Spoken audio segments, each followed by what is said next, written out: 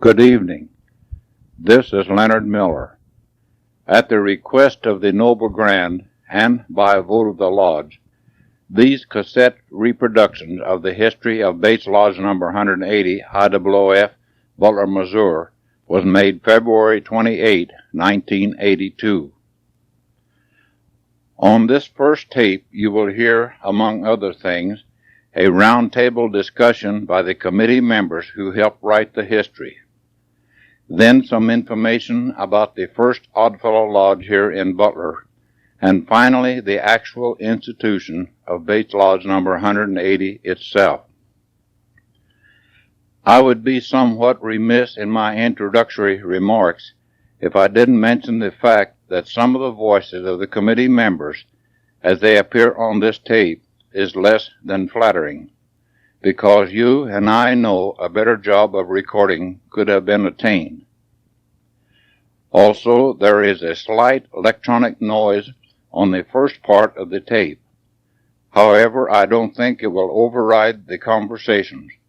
Neither will it be offensive. Listening time on each side of these tapes is 29 minutes and 30 seconds. Thank you. Included on this tape is the history of Bates Lodge number 180 of the Independent Order of Oddfellows located in Butler, Missouri. The committee appointed to write this history have assembled for a roundtable discussion. We feel by this method future listeners to this tape may be better informed and get a brighter picture of the events as they have happened in the past as well as the present time. Should the written copy of this lodge history be preserved along with this tape, you will find in the front a picture of this committee. Viewing the picture from left to right, I will identify the brothers. Seated at the extreme left with headphones on is Leonard C. Miller. Next, on the back side of the table and near the recording machine is Brother Edward L. Berry. Next to him in the middle is Brother Forrest M. Ours. To his left is the present Secretary of Bates Lodge number 180, I.O.O.F, and Chairman of this committee, Brother Fred Nigley. Seated directly across the table from me is the 1969 Noble Grand of Bates Lodge number 180, Brother Paul Rapp. On the front side of this table is the 1968 Noble Grand of Bates Lodge number 180, who appointed this committee, Brother Elmer D. Miller. We have with us tonight a very special guest. Not only is he a 50-year member of Bates Lodge number 180, I.O.O.F, but he is a past Grand Master of Missouri and a past Grand Patriarch of the Grand Encampment of Missouri, Brother Elmer J. Campbell.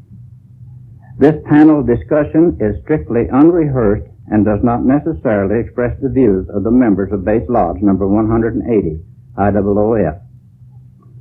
Well, brothers, since the formalities are over and I have been doing most of the talking, I may as well act as panel moderator too. I have some questions I would like to ask you, and I'd like to ask each one of you to answer. First, Brother Berry, how come you to join the lodge and the order? Well, more or less because my father and grandfather wanted me to. It's a good reason. Brother Nigley? Well, I suppose because several of the members come and asked me, and finally I joined. I used to belong to the Woodman Lodge, but didn't belong to that anymore, so now I belong to the Oddfellows. Brother Ours? I joined in March of 1932, and one of the former members talked to me about joining, and so I joined. Brother Elmer Miller? Well, Buford Berry, which I was working with, and Robert Wheatley got after me, and my father used to be a modern woodman, so I joined. I thought it was a good organization. Brother Paul Rapp? Elmer Miller and Robert Wheatley go to church where I go, and they got after me, and that's the reason I joined. Brother Campbell?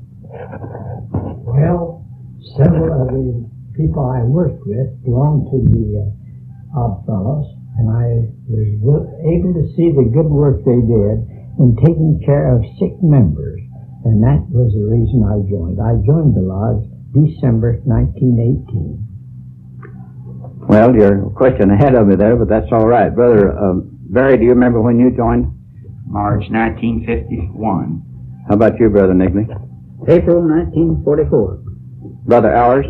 March 1932. And Brother Miller? December 1964. And Brother Rapp? November 1965. What was it different from you expected? Any of you brothers want to answer that one? Well, yes, it was. I thought it was more of a playhouse than it was.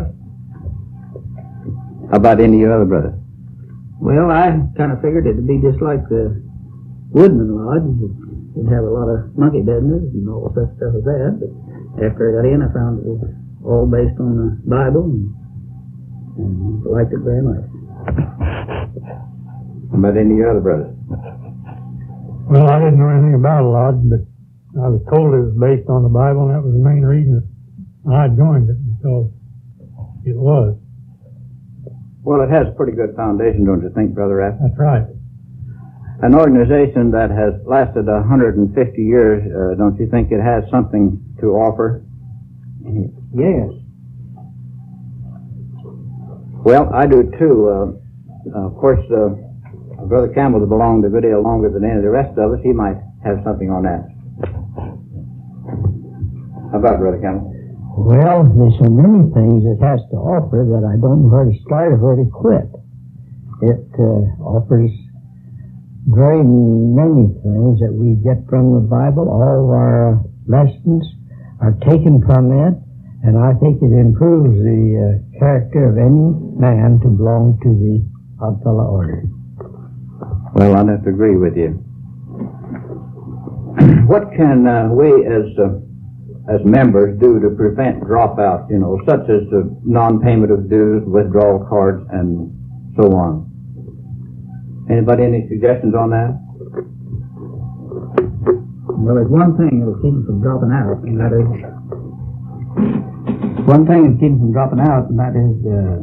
if they'd come once in a while, we wouldn't have any dropout. I think you've got a point there. Brother Campbell, you ought to have, you probably heard this discussed, you ought to have an answer to that one. The main thing is to keep interest in the lodge at every meeting. Have something different, and degree work is one of the main things to keep the lodge going. You answered just exactly like I was going to answer. I said there's nothing beats degree work for keeping the organization going and keeping it working. What other branches of the order do your brothers belong to? And I'll call you by name there. Brother Barry? None. You belong to Rebecca's, don't you? Other than the Rebecca's. Well, that's another branch of it. Brother Nigley? I'm just a third degree member. And a past grand. Brother Allers? I belong to all of them. Encampment, Patriot Militants, and the Rebecca's.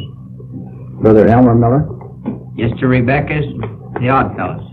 Brother Rapp? Rebecca's and Oddfellows. Well, Brother Campbell, I know this is a useless question to ask you, but I'm going to let you answer it anyhow. Well, I started in, of course, along with the subordinate lodge, the Rebecca's, then the encampment, and the canton, and I'm a past lieutenant colonel of the Grand You're the canton. of the canton. Well, I belong to the same branches, only you've had a little rank on me. I'm just a retired captain of the canton. When you joined this order, brothers, had you considered joining any other order, and if so, which one? Brother Barry? No, I hadn't considered joining any other. I hadn't even really thought too much about joining this one at that time. Brother Nigley? No, I just joined the Oddfellows, and that's as far as I got. Brother Allers? No, I don't belong to any other one, and I didn't consider any other one. Brother Elmer Miller? No, I didn't belong to any others, and I didn't consider it till they wanted me to join this one. Brother Rapp? I never had laid around close enough. I didn't think to belong to any other one. After I joined this one, Got interested while my wife and I joined her bucket. Brother Campbell? Well, I guess I'm a joiner. I belong to several other lodges, and after joining the Odd Fellows, I did become a member of the Masons, the Royal Arch.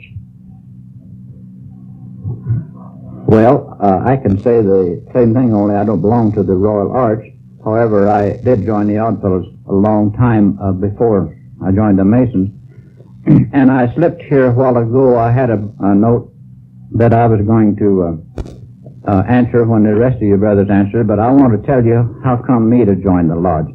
In 1919, and I lived at Adrian, and Adrian Lodge number 13 buried my little sister, and we were all down with the flu. And such names as Charlie Timmons, which I know some of you remember, and several more that I could name, came down to my house and took my little sister to the cemetery, and there was no such thing as services or anything like that. They just buried them as fast as they passed on. And I was only a kid, 10, 11 years old, and my father belonged to the Odd Fellows Lodge there, and I got to thinking that if an organization was that good and took care of its members in time of need, why, I felt that they should have my application, and so that's how come I joined the Odd Fellows Lodge. And I have, even though I am a member of the Masonic Order, I belong to the Odd Fellows a lot longer.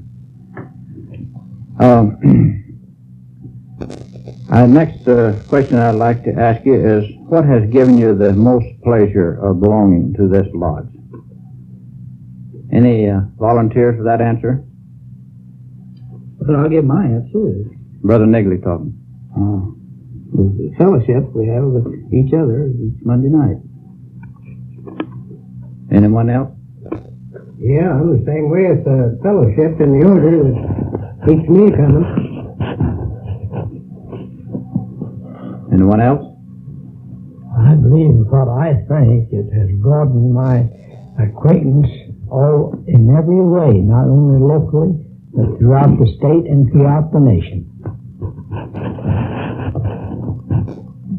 Well, speaking for myself, I can say I could give the same answer, but to me, after having visited I don't know how many Oddfellow homes and see what my dues in one jurisdiction does to provide a home for the aged brothers and sisters, and in some cases still children, I believe that I could say I get the most pleasure out of knowing that I'm a member of an organization that supports a home like that, as well as maintaining continuous friendship with people all over the country.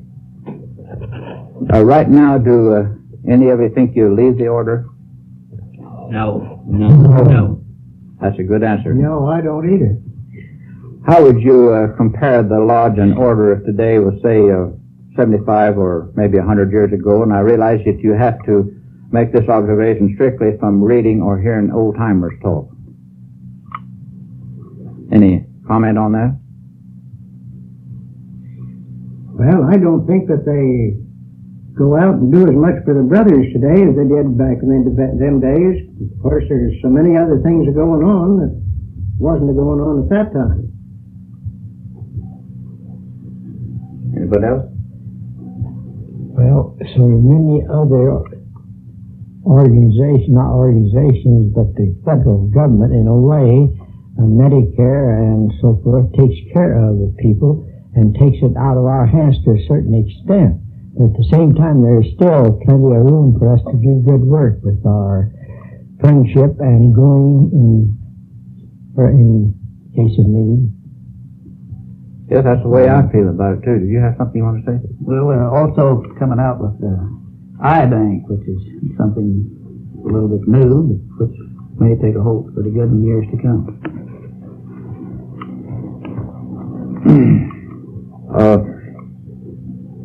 What can we do to let the public know that Odd Fellowship is not and never has been an inactive since its institution in 1819? In other words, it's not out of date and most certainly is not a fly-by-night organization. Anyone, any comments on that?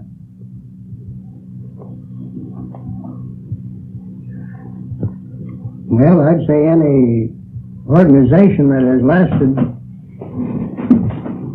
any organization that has lasted 150 years sure wouldn't be a fly-by-night organization. Well, that's true. Anyone else? Well, I might add that I'll agree with Brother Ours on that, because now then we have our Oddfellows has come out with seems to me like a pretty nice insurance policy toward their members and all. And I think it's going to be a great thing for them, for the boost of the Oddfellows and all. Well, that's a good thought. I think, as past Sovereign Grand Master Wheeler once told him in Michigan, that one thing the lodges could do is always make sure there's a publicity committee appointed. I think that would do more help than anything else. Get it in the paper, and in our case, get it on the radio here. What do you think of the idea of making this tape, both from the standpoint of this panel discussion and the lodge history? Any comments on that? Well, may not amount to much right now, but in years to come, it'll be mighty interesting. Just like the anniversary of the city of Butler. In several more years, it'll be pretty interesting to read. Anyone else? Well, what do you, of the committee, like most about helping on this committee? Brother Barry, you've read some of the minutes and... Well, from reading the minutes on this through the older minute books and all back years ago, it seemed like they was really out of working at it. They were. Your minutes quoted a lot of things there, and everything that was, you might say, went on was put in the paper in an article as advertisement for the lodge. And I think they was doing real work, and I still think we can keep on doing the good work if we just keep at it, keep working at it. And I think it's a wonderful idea that we write in this history. Anybody else?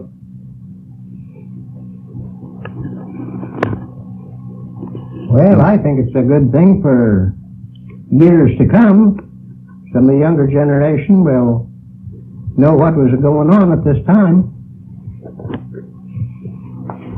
Well, that's true. How many of you knew that Governor Hearns had proclaimed the week of April 26th as Oddfellow Week here in Missouri? Did any of you know that? Yeah, all did, because it had the lodge Read it at lodge. proclamation. Well, I wasn't at lodge last week, but I presume the secretary read it. Well, now I have some questions that I'd like to ask Past Grand Master Brother Campbell, and these questions I've had a desire to ask a Past Grand Master for a long time, but I've never known one well enough to ask a question. So, Brother Campbell, I think I know you well enough that I can ask you a few questions and perhaps get some answers. When you joined the lodge and order, did you ever feel that sometime you might attain fame in the order? I did not. Well, I don't suppose so. I think I mentioned in the history that little did the brothers know the night of December 30, 1918, you were initiated, that they were initiating a future Grand Master, but I wouldn't imagine at that time you had any ambitions whatever for a higher office. I might say that when D.B. Riggs, past Grand Master, and Judge Bird from Kansas City picked me up at home on the way to Poplar Bluffs, I had no idea that I'd come back Grand Warden. And Judge Bird stopped at our house and told Miss Campbell, he says, well, we had no idea that we'd bring back the Grand Warden with us on this trip. No one expected me to be elected Grand Warden. And it was the first time I was ever nominated for office. Well, that's a pretty good record. How does the lodge today compare with the lodge you joined over 50 years ago? They don't seem to be quite the attendance. We have a lot of different detractions. Now, we didn't have that. We seem to be more, do things together as a unit, a little bit more than we do now, perhaps, because we could do that. Well, we have three little numbers that bother us now. They're number 4, 5, and 9. more appropriately known as Channel 4, 5, and 9, don't you think? That's right. What were your thoughts when you was elected Grand Warden that night, or day? Well, I felt humiliation because I felt like I could not fill the job. I never made public talks, and I got up in the Grand Lodge and told them, brothers, you put me here, you've got to go to work and help me. But you almost answered the next question I was going to ask you, and that was when you got to be Grandmaster, did that office take up a lot of your time? It sure did, because there's always something doing when you're Grandmaster. Time you got to be Grandmaster, you had dates ahead of you for the whole year, which I tried to keep, and I never failed to be on time but one time. Then I made another a date for it. Well, how did you arrange to make so many visits being employed at the post office at that time? Well, I usually could, I was assistant postmaster and could arrange my own schedules. We got time off for Saturdays. I saved my vacations and usually would leave Butler at 4 o'clock, and I could get almost anywhere in the state to fill engagements at that time. And there's always some good brother willing to go with me and help drive on these trips. Many times I've come home at 3 or 4 o'clock in the morning. I know there's quite an honor being Grandmaster, but I'm particularly interested in knowing some of the disadvantages, too.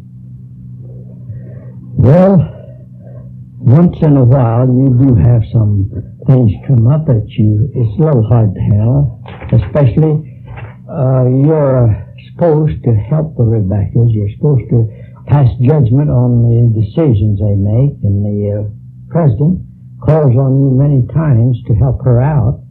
But when I was Grandmaster, Sister Prater was the president, and she was very efficient and very competent. I might say at one time there was Noble Grand in St. Joe called me up, and she told me afterwards, I spent $6 talking to the Grandmaster, and the only reply I got, we have a president that's capable of taking care of all the Rebecca's troubles. Would you care to serve the office again? I would not. I don't believe. I don't feel like that you should have that honor twice. And one time, I was a lot younger then and was able to do this work. I don't think I could do it now. Have you ever had an office in the Sovereign Grand Lodge? I've served as representative 11 terms. I served as Grand Conductor one year, where I introduced all the big, important people that come to the dignitaries at the Grand Lodge. Can you remember any funny incident that happened while you were Grandmaster that would be of interest to this committee and or those who might listen to this tape in the future? Well, the only thing about the one thing I remember, they at the breakfast honoring me as Grandmaster and the President, Sister Prater, past President May Hughes presented me with the gift at that time. And she made a very flowery speech about the camels in Scotland and what they fought for not only everything they thought was right, and then come to this country and carried on the good work. And when she presented it was a green plant. And she made the remark, may you always remain green and loyal. Which took him, because they took the fact that I'd been green boy from the country, and everyone just had a big time over that, and he gave me an easy way to make my reply, which I'd been wondering what I could say. But that gave me all I needed, and when I got through, it was all said and done. You were just a green boy, huh? I was a green boy. You served as Grand Patriarch of the Grand Encampment. Was that much different from being Grandmaster? Yes, it was. It wasn't quite so difficult. Of course, I'd had the 3 years' experience going over the state as Grand Master and taking up the Grand Encampment. It wasn't quite so new to me, and I was more able to do it. I might say that we instituted the Ladies Encampment Auxiliary at Bethany, Missouri during my term. I also remember that you signed the application for charter, actually signed the charter itself for the Federal Club at Adrian, too, at the Grand Encampment. That is correct. Do you have anything that you would like to say to the committee who wrote this history and now about to put it on tape? I don't know. There's so many things I could say about the good work this committee has been doing. I don't know where to start or where to end. But I think this tape in itself, when you hear it, speaks for itself, in other words. Do you have any advice for the really young members or those who might join the lodge later on? The main advice I would give any young member is to join a fraternal orders. That's advice before they join, and then after they come in, take an active part in the work of the order. Brother Campbell, do you have anything else you'd like to say before we call it 30 here and go into the history of Base Lodge number 180? Very little, I believe. There's one thing I feel like I do owe a lot to Base Lodge 180 of the Independent Order of Outlaws, because if it had not been for them, I'd never been able to be Grand Master of the state of Missouri, our Grand Patriarch in the Encampment Branch. And I appreciate all the honors they have given me, and I don't feel like I'll ever be able to repay the lodge for those honors I have received. Well, let's turn it around the other way. The lodge owes you a great deal, too. We've been interviewing past Grand Master Brother Elmer J. Campbell, a member of Base Lodge 180, I.O.O.F. here in Butler. Does any of the other brothers have anything to say? If so, why, now's the time to say it. Well, brothers, I'd like to make this one thing. I'd like to thank the committee for what they've done, because I know they've had a hard and a long, tedious chore of digging up all these records and getting this history wrote out. Unlike Brother Campbell, I think I owe the lodge quite a bit. This is Brother Rapp talking. For being able to get up and talk in front of a crowd, and also I noticed whenever anybody's pointing to do anything at the lodge, all of them goes ahead and does it. And I think we owe the ones that is taking care of this quite a bit. Anyone else? Brother Howard? Well, I've enjoyed working on this committee because I've learned a lot about the lodge in early days that I didn't know. And that's been worth a whole lot to me. Anyone else? Brother Nigley? I'll say one thing. All the organizations I ever belonged to, they always wanted to shove something off on somebody else. But I'll say one thing, in the order of the Oddfellows, don't matter whether it's degree work or whatever comes up, everybody will take part. And as I was going to say, one remark about Brother Campbell, whenever he makes a speech, he knows what to say and knows when to quit. And we're always glad to hear from him. Brother Barry?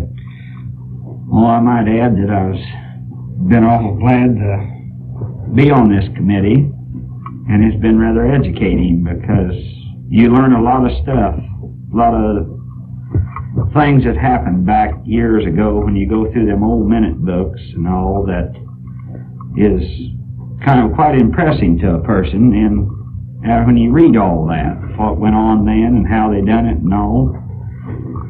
And I think even back then that their degree work was one of their main things in the lodge that kept their lodge really going, was they did do a lot of degree work, and it seemed like they always done it here as well as away from home. They went away and put on degrees for other lodges and all.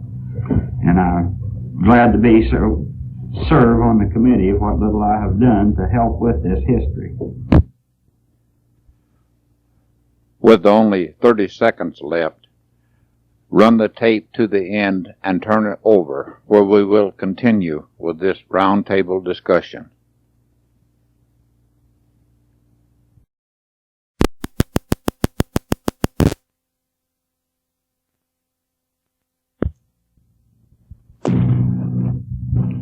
I want to say, for the benefit of the listeners, that I am a member of Base Lodge number 180. But this has perhaps been one of the greatest experiences that I have had working with this committee in writing the history of their lodge. After having gone to lodge here for something over 23, 4 years, I almost feel at home here, but after all, I do not belong, so I can speak as an outsider. And I will say without any reservation whatever that when you hear the history of your lodge as it will unfold on this tape in the weeks to come, I think you'll appreciate it and think more of it than perhaps you do now. It's been the unanimous consent of the committee that we make a few events as to the present day known on this tape, and perhaps future listeners might like to know. First, I would say that the 37th President of the United States is now in office and was installed January the 20th this year, and he is Richard M. Nixon. We also have two former living presidents, Harry S. Truman and Lyndon B. Johnson. General Eisenhower just passed away 2 days ago, Friday, March the 28th. And at this hour, at 7:55 p.m., his body is lying in the rotunda of the Capitol of the United States. He will be buried next Wednesday, April the 2nd, 1969, in Abilene, Kansas. The Sovereign Grand Master of the Sovereign Grand Lodge of Oddfellows is Chester J. Honeycutt of Wyoming. The President of the International Association of Rebecca Assemblies is Sister Myrtle Russell of Texas. The Grand Master of Missouri Oddfellows is Brother Darrell Cope of Pottsville, Missouri. The President of the Rebecca State Assembly is Sister Betty Young of Lebanon, Missouri. The Mayor of the City of Butler is Brother Glenn O. York. While the whole world is mourning the death of General Eisenhower and making plans for his state funeral, they are at the same time planning a huge celebration on April the 26th, 1969, the 150th anniversary of this order. Do any of you other brothers have anything you'd like to say before I go into this history? Brother Alice? I joined the lodge. I have a son that is a past noble grand of the lodge, and I have a daughter that belongs to the Rebecca's, and a granddaughter that belongs to the Rebecca's, and a grandson that belongs to the Oddfellows. Well, part of that's covered in this history, but I'm glad you mentioned it. Does anyone else have anything to say before I go into the history of the lodge? Before we go into the history of Base Lodge number 180, I would like to say that all of us you have heard on this tape are members of the Rebeccas, except Brother Fred Nigley. And Brother Ours, when your wife of some 55 years hears this tape, and finds out how you told of various members of your family belonging to the order and didn't mention that she too was a Rebecca, you might have to find some other place to sleep that night. In fact, all of our wives belong to the Rebeccas except Brother Nigley. In conclusion, I want to thank all of you for coming out to my house tonight and participating in this panel discussion. And now, if my voice will hold up, I will try to narrate for you the history of Base Lodge number 180, I.O.O.F. of Butler, Missouri. To the Noble Grand, Vice Grand, and Brothers, we, your committee, appointed to write the history of Base Lodge number 180 of the Independent Order of Oddfellows, wishes to thank the following organizations and individuals for their help. A. Ford Winters, Sovereign Grand Secretary. Oliver H. Heitman, Grand Secretary of the Grand Lodge of Missouri. Carnation Rebecca Lodge number 238 for the use of their minute books. Butler Lodge number 254, AF and AM, for use of minute books and history. Bates County Recorder of Deeds, Robert L. Lewis. Bates County Clerk, Charles E. Henry. Abstractors Homer Duval, Jr.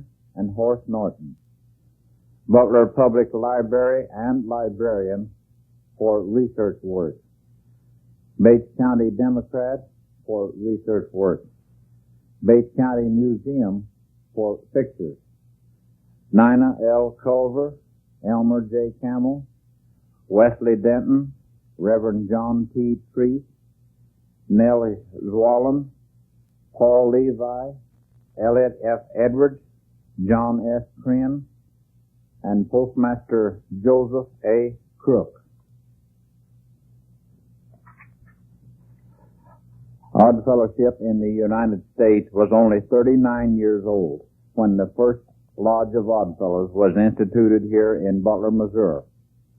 Thomas Wiley was still alive, and the war between the states had not yet started when Butler Lodge number 122, I.O.O.F, was instituted in 1858.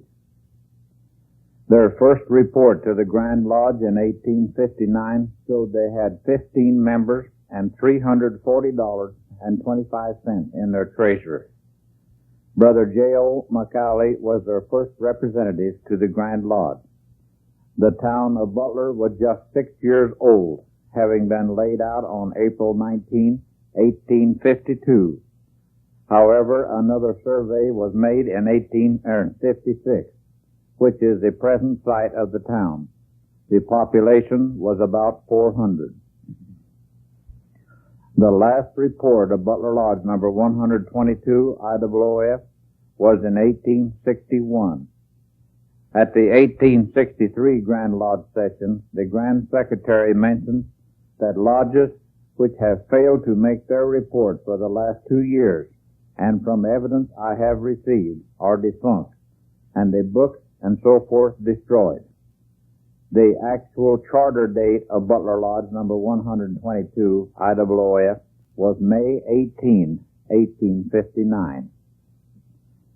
It is a matter of history that the Butler Square, which included the business district and the churches, were burned to the ground in 1861. Butler Lodge number 122, I.O.O.F, ceased to exist during that time, never to be reactivated again. It was on October 19, 1861, that the founder of this great order died. Thomas Wiley had lived to see Odd Fellowship spread to every state in the Union. A special session of the Grand Lodge of the United States was called to draft appropriate resolutions of respect for its founder, also to make a preparation to erect a monument to Thomas Wiley. If I may, I would like to read the resolution of respect adopted for Thomas Wiley in the Grand Lodge of Missouri Oddfellows on May 20, 1862. Grandmaster John Donovan is addressing the Grand Lodge, and I quote, "In the wise dispensation of an incredible providence, it has pleased him who tempers the wind to the shorn lamb to remove from places of usefulness here and from the transitory of this world the beloved form of our venerated founder. On October 19, 1861, the soul of past grandsire Thomas Wiley sweetly passed those unknown shores whose sands are marked by no returning footsteps, and now, as we fondly believe, repose in that house not made by hands, basking in the awful presence, a meet reward for a life devoted to the emulation of human sorrow and the elevation of man's excellence. And in view of this bereavement, I suggest the passage of appropriate resolutions expressing our feelings in regard to this sad event." End of quote. The special committee to whom was referred that portion of the report of the Grand Master, having reference to the demise of the Venerable Thomas Wiley in the discharge of duty assigned them, would submit the following. It is not the province of the undersigned to pronounce a fragment on a character of the deceased, nor eulogize his virtues, or enter into any elaborate reviews of his services in the order. Such a duty will devolve upon others more qualified for its satisfactory performance, and at another time and place, in the presence of those composing the supreme legislation of the order, of which he was the first presiding officer. Ours the duty to glance into a few pages of the history of the past, and briefly to speak of some of the principal features of his eventful life in connection with the rise and progress of our beloved order. Wiley was a friend of humanity, a lover of his race, a benefactor and a philanthropist of his age in which he lived. Humble and simple, yet he possessed true greatness, the leader and chief of a host which it numbers its thousands, whose trophies are not those acquired on the field of strife, but in the more peaceful contest, prompted by friendship toward man, where love supplies the weapon, where truth concentrates the effort and leads to victory. His fame was more the graceful benediction of the widow and the orphan rather than the shouts of admiring multitudes. Less than 50 years ago, Thomas Wiley was instrumental in planting the germ of oddfellowship on this continent, and to its development and expansion he consecrated the energies of his life. Without the advantages of wealth and social position, almost a stranger in a strange land, he became the pioneer and earnest advocate of an organization which, though obscure and comparatively insignificant in its inception, he was permitted by a kind providence to see attain a moral strength and beauty unexemplified in the previous history of the world, and which has become the largest beneficial association of the 19th century, wielding an influence for good wherever civilization and Christianity are known, an institution at whose altars are surrendered all sectional and denominational diversities and animosities, whose principles are based upon the broad platform of toleration, realizing and illustrating the idea of one universal brotherhood in the family of man, from which is banished party and sect, which create heartburning and divisions among men. To have laid broad and deep the foundation of such a temple were indeed a high distinction, and well does he deserve the honor which he so justly earned, and which has been so cheerfully accorded to him as the founder of so noble a charity. Past Grandsire Wiley was preeminently a zealous laborer in the cause of oddfellowship, and he devoted to it his time and talent in the vigor and strength of his manhood, with an energy and purpose and confidence in its principles, which overcome all obstacles. For many years of his long and useful life, he traveled extensively in large number of states, organizing lodges and instructing them in the work of the order. It was on an occasion of this kind in the year 1838 that he visited St. Louis and instituted the Grand Lodge of the state of Missouri, remaining with the order for several weeks, imparting all needful direction and instruction. In this way he became the administrator of oddfellowship, and by his official labors and in its behalf, the order was so rapidly disseminated throughout this continent.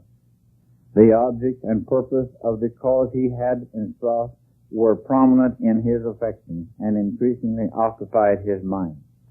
For its advancement, he counted no sacrifice too great if he could promote its interest and prosperity. Even in his old age, his place in the Supreme Legislative Council of the Order was filled in person, having only a year before his death traveled nearly 1,000 miles from his home to attend its session, and at which he was again present for the last time only a few weeks prior to his decease, at the session held in Baltimore in September 1861.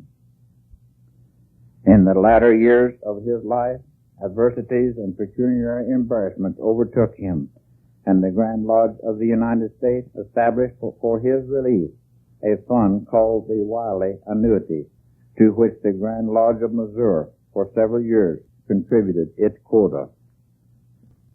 His work is done, his mission accomplished. The pilgrimage of the old patriarch in the devious path of life's journey is ended, and we shall never again see his venerable form or hear his words of encouragement and advice. But his name and his services will never be forgotten while the benevolent and kindly impulses of humanity exist in the heart, or are exhibited in offices of that charity which never faileth. As long as sorrow and suffering remain the heritage of the earth, and Odd Fellowship is true to its high and holy calling of visiting the sick, relieving the distressed, and educating orphans, so long will Wiley be gratefully remembered, and his memory live green and fresh in the affection of every Oddfellow. End of quote. The committee submitted the following resolution as expression of sentiment of this Grand Lodge on this occasion. Resolved that the Grand Lodge of the State of Missouri, in common with the entire order, joins in the profound sorrow and grief which is universally felt at the death of past Grand Star Wiley, and mourns the loss of one who devoted his lifelong energies to the advancement and prosperity of our beloved order. Resolved that in testimony of our respect for the memory of the deceased, and in appreciation of his illustrious service in the cause of Oddfellowship, the chairs of the Grand Lodge be clothed in mourning, and that the officers and members will wear the usual badge of mourning for 30 days. Resolved that the Grand Secretary be directed to set apart in the printed journal of this Grand Lodge a page devoted to an obituary tablet with suitable inscription commemorating of the character and services of the deceased. Resolved that the action of the Grand Lodge of the State of Maryland, instructing its representatives to bring before the Grand Lodge of the United States at its next session the fitness, propriety, and justice of the erection of a monument to the memory of the deceased, as shall be alike worthy of his eminent character as the father and founder of American Oddfellowship, and becoming the supreme legislative head of the order, over whose deliberations he so long and so ably presided, meet our cordial approval. And the Grand Lodge of the State of Missouri pledges its zealous and cooperation and assistance to any scheme which may be devised to further this laudable object. Resolved, a copy of the foregone resolution be transmitted to the Grand Lodge of the United States and the Grand Lodge of the State of Maryland. Respectfully submitted, Isaac M. Vick, J.S. McFarland, and J.M. McIntosh. The report of the committee was adopted by a rising vote. The town of Butler had been partially rebuilt when Order Number 11 was issued on September 9, 1863, vacating this territory. Again, all the buildings were burned. From 1861 to 1865, our country was engulfed in the Civil War. After the war, Butler and the surrounding territory was gradually being settled by former Southern sympathizers and some ex-Union soldiers. Many were immigrants from various parts of Europe or had moved west during the preceding years. Villages and settlements were widely separated. The mode of transportation was generally horseback or slow-moving wagons. Roads were usually unmarked trails or fields. Although reconstruction was underway, the rebuilding was by no means complete, and the wounds from the conflict were but partially healed.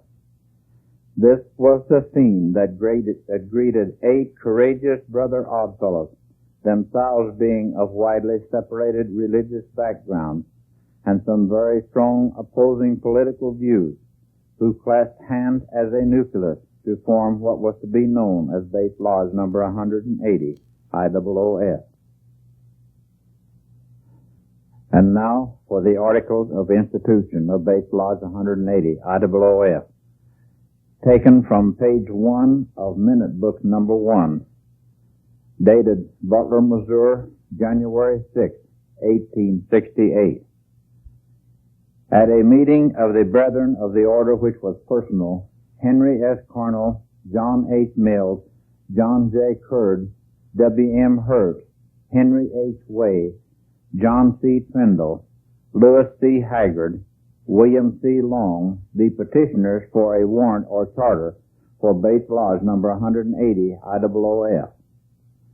Brother W. Y. Patrick, Special District Deputy Grand Master for instituting of said lodge, was being present, took the chair and proclaimed the lodge open for the transaction of business. Wherefore, Brother B. F. Royce was appointed Grand Secretary Pro Tem, and Brother S. Bamberger, Deputy Grand Marshal Pro Tem, and Brother H. H. Eberly, Deputy Grand Guardian Pro Tem. The Grand Secretary then read the warrant of authorizing an institution of said lodge, and also the commission of Brother W. Y. Patrick as Special District Deputy Grand Master. After which the Grand Master proceeded to institute Base Lodge number 180, I.O.O.F. under the jurisdiction of the Grand Lodge of the State of Missouri in due form. Then the Grand Master proceeded to deliver a lecture on the work of the order and the duties of the brothers. Election of officers being next in order. The lodge went into election, and Brother John H. Mills, having received a constitutional majority of the ballots cast, declared elected Noble Grand. Brother H. H. Way, having received a constitutional majority of the votes cast, was declared elected Vice Grand. Brother Henry S. Carnell, having received a constitutional majority of the votes cast, was declared duly elected Secretary. Brother John J. Curd was declared elected Treasurer by acclamation.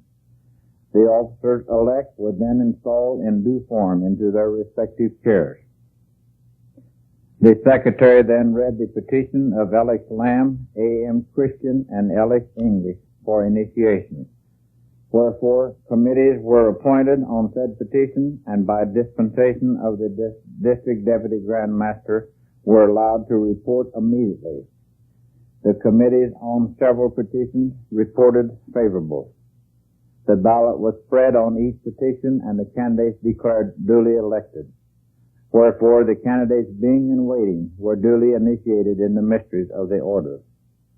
Brother John J. Curd then presented his bond for treasurer, which was accepted by the lodge, after which the Grand Master proceeded to instruct the brothers on the work of the order. The Noble Grand then proceeded to make the following appointments. Brother William C. Long, Warden. Brother John J. Curd, Right Supporter to the Noble Grand. Brother Alex English, Left Supporter to the Noble Grand. Brother A.M. Christian, Guardian. The Vice Grand then made the following appointments. Brother W.M. Hurt, Right Supporter to the Vice Grand. Brother Alex Lamb, Left Supporter to the Vice Grand. There was no chaplain, outside guardian, or right and left scene supporter appointed. The Grand Master then proceeded to deliver the proper charges to the respective officers. By a vote of the lodge, Monday night was fixed for their regular meeting. On the motion, Brother Carnell, Christian, and Hurt were appointed a committee to procure the necessary furniture for the lodge room. There being no further business, the lodge proceeded to close in due form and open in the degrees. Signed by B. F. Royce, Grand Secretary Pro Tem. The first home of Base Lodge number 180 I.O.O.F. was in the hall of Butler Lodge number 254, UD, AF and AM, which was still operating under a dispensation from their Grand Lodge. The hall was located on the second floor of a small frame building located at number 4 West Ohio Street, or the corner of North Main and Ohio Street, where the J.C. Penney store is today. The official location is block number 2, lot 1, in the original town of Butler. A picture of this building can be found on page 17 of the Butler Centennial book. Hannett and Minturn occupied the first floor and operated a general mercantile store. The second floor was hardly suitable for a lodge hall, but the masons had secured a coal and wood stove for heat, kerosene lamps for light, and had sawdust on the floor. It would be 13 years before electricity would come to Butler, and over 62 years would pass before natural gas would be available for heating. The place of institution had been purchased by Hannah and Minturn in 1868 for the sum of $850. The fact that the county seat would soon be moved from Papenville to Butler made land prices go so high that neither lodge was able financially to own their own hall. On December 7, 1867, the master of Butler Lodge number 254 AF and AM appointed a committee to confer with the prospective members of the new lodge and offer any assistance their lodge might render them. The two committees met, and it was agreed that each lodge would furnish their own fuel, kerosene for light, and rent to be paid individually to Hannah and Minturn. When this young lodge came into being, what we know today as the Sovereign Grand Lodge was called the Grand Lodge of the United States, it being just 49 years old. The Sovereign Grand Master was called the Grand Sire. The Grand Lodge of Missouri Oddfellows had been instituted by Thomas Wiley himself just 30 years before. Oddfellows wore aprons, something like the Masons do today, only the 3 links and the all-seeing eye was embossed upon it. For the government of the lodge, a set of bylaws was read and unanimously adopted. The committee feels a portion of these bylaws can be made public and still keep the inner workings of our order secure. With that thought in mind, we offer the following. The dues would be $5 per year, usually paid quarterly. The initiation fee would be $10. Other degrees would be $2.50 each. There were 5 degrees. Also, the subordinate lodge conferred the degree of Rebecca. All elective officers must have attained the degree of Rebecca before they were eligible to hold office. The lodge would pay funeral benefits. There would be a widow and orphans fund, and sick benefits to the amount of $2 per week would be paid. After a lodge funeral, all members of the order were to wear mourning badges for 30 days. Naturally, the charter was draped for the same length of time. Resolutions of sympathy were to be printed in the local newspapers. When degrees were conferred, the regular lodge was closed and reopened in what was called a degree lodge. After each degree, there was a proficiency to learn and had to be given back to the lodge. The password was changed each quarterly, but the annual traveling password remained the same for 1 year. Officers were fined 25 to 50 cents per night for being absent, unless they had a legitimate excuse and the lodge voted to accept it. You had to be 21 years old and not over 45 years old to join the lodge. To join after 45 years of age, you had to get a special dispensation from the Grand Master or District Deputy Grand Master before the lodge could accept your petition. Naturally, the secretary would obtain the dispensation. If an officer was absent more than 3 times without good cause, his chair was declared vacant and the noble grand would appoint some other brother of the lodge to serve there. This is still true today. The ballot had to be white. 1 black ball was considered a rejection. A record of expulsions and suspensions received from the Grand Secretary and the District Secretaries was posted in the anteroom for everyone to see. The lodge would issue what was called certificates of good standing and good health, the forerunner of the visiting certificates. Past Grand of subordinate lodges voted for representatives to the Grand Lodge of the United States, or the Sovereign Grand Lodge as we know it today. They had nomination of officers one night, election of officers the next meeting night, and installation the first meeting night of the next month. Receipts for the night of institution, January 6, 1868, were as follows. Alex Lamb, initiation and application for first and second degrees, $15. Again, we are within about 30 seconds of the end of the tape. For a continuation of the original bylaws of Bates Lodge number 180, please play side 1 on tape number 2.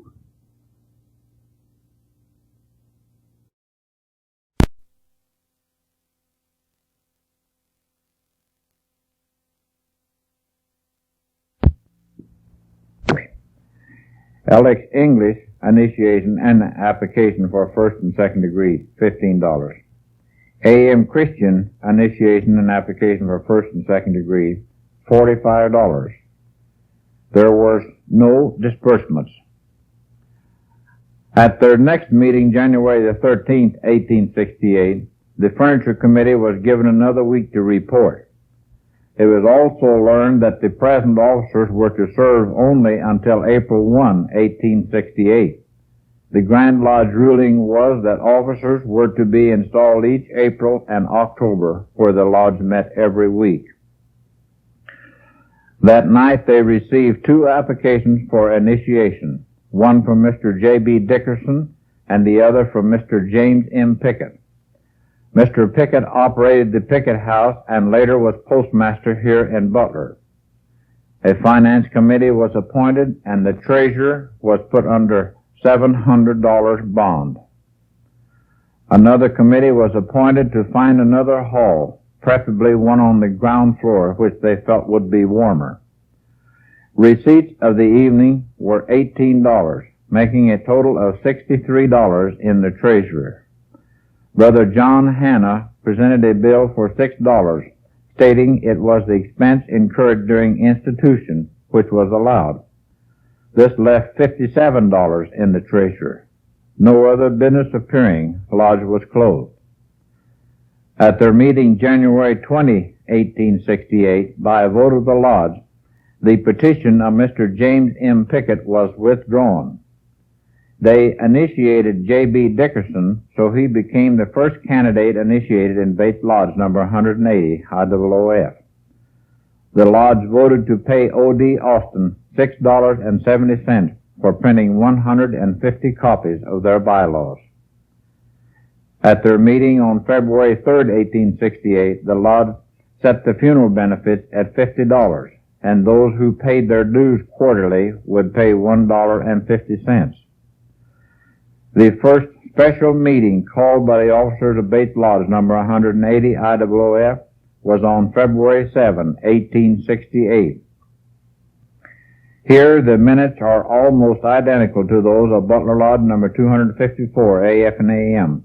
because they were both called for the same purpose. I now read from page 8 of the original number 1 minute book of Bates Lodge number 180 I.O.O.F. Hall of Bates Lodge number 180 I.O.O.F. Butler, Missouri, February 7, 1868. According to an order from the Noble Grand, the lodge assembled to take into consideration the funeral of Brother William C. Long. Brother Mills was in the chair. A committee of 3 was appointed to draft resolutions of expression of the death of Brother William C. Long. Brothers Christian, Carnal, and Lamb were appointed the committee. It was moved that the usual badge of mourning be worn for 30 days. Being no further business, the lodge closed in F.L.T., H.S. Carnal, Secretary. According to the History of Bates County by W.O. Atkinson, William C. Long was the postmaster at that time. Permit me to read from page 5 of the History of Butler Lodge number 254 AF and AM, because this too was their first funeral. A special meeting was called on February 7, 1868, for the purpose of conducting the funeral services for their departed brother, William C. Long. According to the minutes, the lodge proceeded to the home of the departed brother where the funeral was held. There, too, was his Oddfellow brothers from Bates Lodge number 180 I.O.O.F. After the funeral, the brethren from both lodges marched out Fairground Road, later called Cemetery Road, and now known as Pine Street, to the place of interment, Oak Hill Cemetery, where the body was buried with both the ceremonies peculiar to our ancient institution and those of the Oddfellows. To find Brother Long's grave, enter the cemetery from the main Mill Street entrance. Go east to the 6th row of stones. Turn north to a place about 30 foot from the north fence. It is a small stone with only the 3 lengths of the Oddfellow organization on it. End of quote. This was the beginning of a long and continuous friendship between the two lodges. Just 31 days after being instituted, Bates Lodge 180 I.O.O.F. conducted the funeral services for its warden and a charter member of the lodge. Also paid the first funeral benefit to one of their members' family. Brother Long was not a charter member of Butler Lodge number 254 AF and AM, but did hold the distinction of being the first candidate raised to the 3rd degree in their lodge. Even though Bates Lodge number 180 I.O.O.F. didn't have many members, they did observe the rules of the order. When in doubt, the secretary would write the Grand Secretary or Grand Master for guidance. At their meeting on February 10, 1868, a Mr. Richard Rankin petitioned the lodge for membership by initiation. A committee was appointed to investigate the character of the candidate. On February 17, 1868, the committee reported that the candidate was not a permanent resident of this community, therefore not eligible to join the lodge.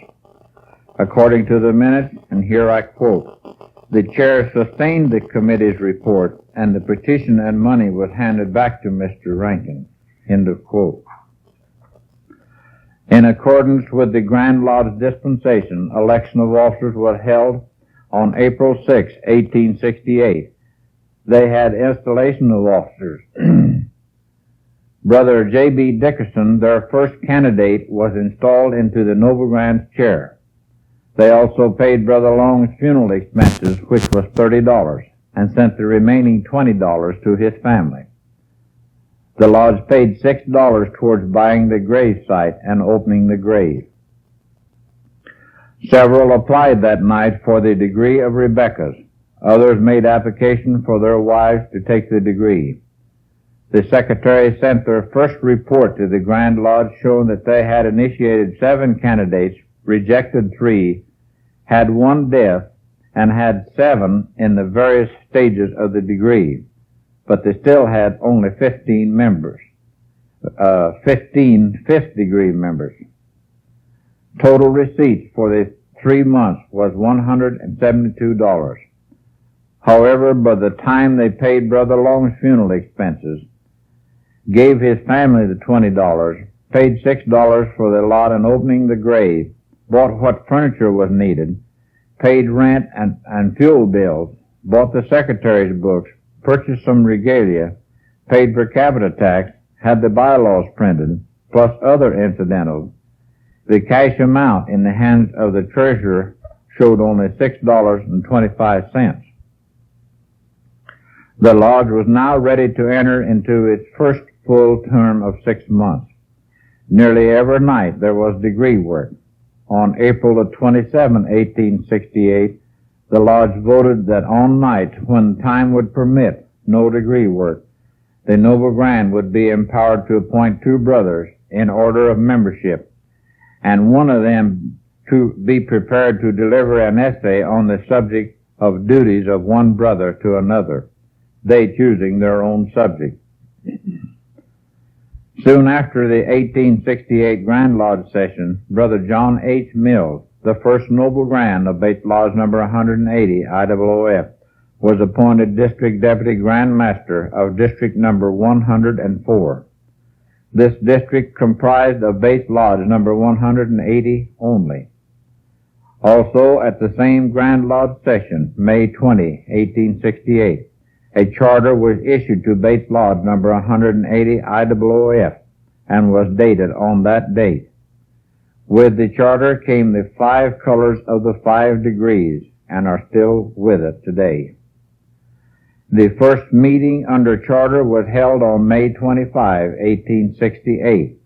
District Deputy Grand Master Brother John H. Mills had received the charter, bought a frame and glass, mounted it, and had it hanging in the hall. They passed the axe, so to say, took up a collection to pay Brother Mills.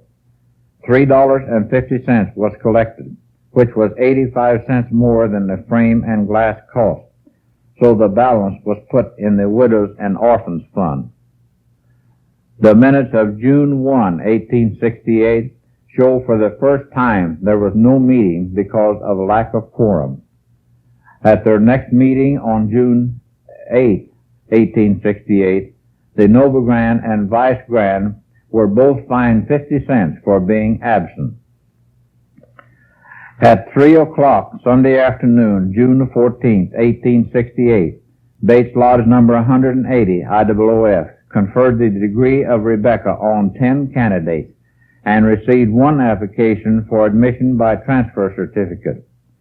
The following Sunday, June 21, 1868, the first Rebecca meeting ever held in Butler was presided over by Brother J.B. Dickerson, Noble Grand of Bates Lodge number 180, I.O.O.F. The first mention of another Oddfellow Lodge ever being in Butler was on July 13, 1868, when a Brother James Burgundy made application for membership by defunct certificate. The secretary was instructed to write the Grand Secretary to ascertain if James Burgundy was, at the time the old Butler Lodge number 122 went down, in good standing. Since institution, it had been the practice of Bates Lodge number 180 to read at least 1 passage of Scripture during the closing ceremony. However, the night of July 20, 1868, seems to have been the exception. According to the minutes, and here I quote, Brothers Carnal and Christian were excused from reading exercise on account of short nights and the extreme warmth. End of quote. On August the 3rd, 1868, a resolution was voted on and passed which dispensed with reading of a chapter from the Bible until longer nights shall come. End of quote. I might add that they were well within their right to take this action, because this is not ritual, even though some lodges still practice it today. Many of us can remember when Bates Lodge number 180 made this a part of their closing ceremony. At the same meeting on August 3, 1868, just 8 months after institution, the subject of owning their own hall was brought up. There was a committee appointed to investigate the practicability of building a new hall. Of course, 100 years would pass before this dream would be realized. On September 29, 1868, the lodge voted to elect what was called a permanent secretary, who would serve for 1 year, but nothing was said about salary. Perhaps the brothers didn't know it, but back in June of that same year, when they initiated some of their wives into the degree of Rebecca, new problems would be encountered. It seems that the ladies felt the sawdust on the floor was not exactly becoming a lodge room. On September 28, 1868, Brother John H. Mills made a motion which carried that each night the warden passed the axe and the funds collected would be used to purchase a new carpet. Also, a committee be appointed to confer with the Masons relative to the same. In the opinion of both committees, it would be impractical to spend that much money, about $35, then maybe have to move out and leave it. Once the carpet was nailed down, it would become the property of Hannah and Minturn. So on October 5, 1868, it was voted to discontinue the practice of raising contributions for a carpet, and the money already in the hands of the secretary be placed in the Widows and Orphans Fund. If I may, I would like to deviate for a few minutes from the history of Bates Lodge 180 I.O.O.F. and mention some little-known facts about the degree of Rebecca. In the year 1851, Schuyler Colfax wrote the Rebecca Ritual. Later, he would become Vice President of the United States. Several subordinate lodges in various parts of the country had enough members of the degree of Rebecca to institute a Rebecca Lodge. In September 1868, Bates Lodge number 180 I.O.O.F. had enough members belonging to the degree to start a Rebecca Lodge.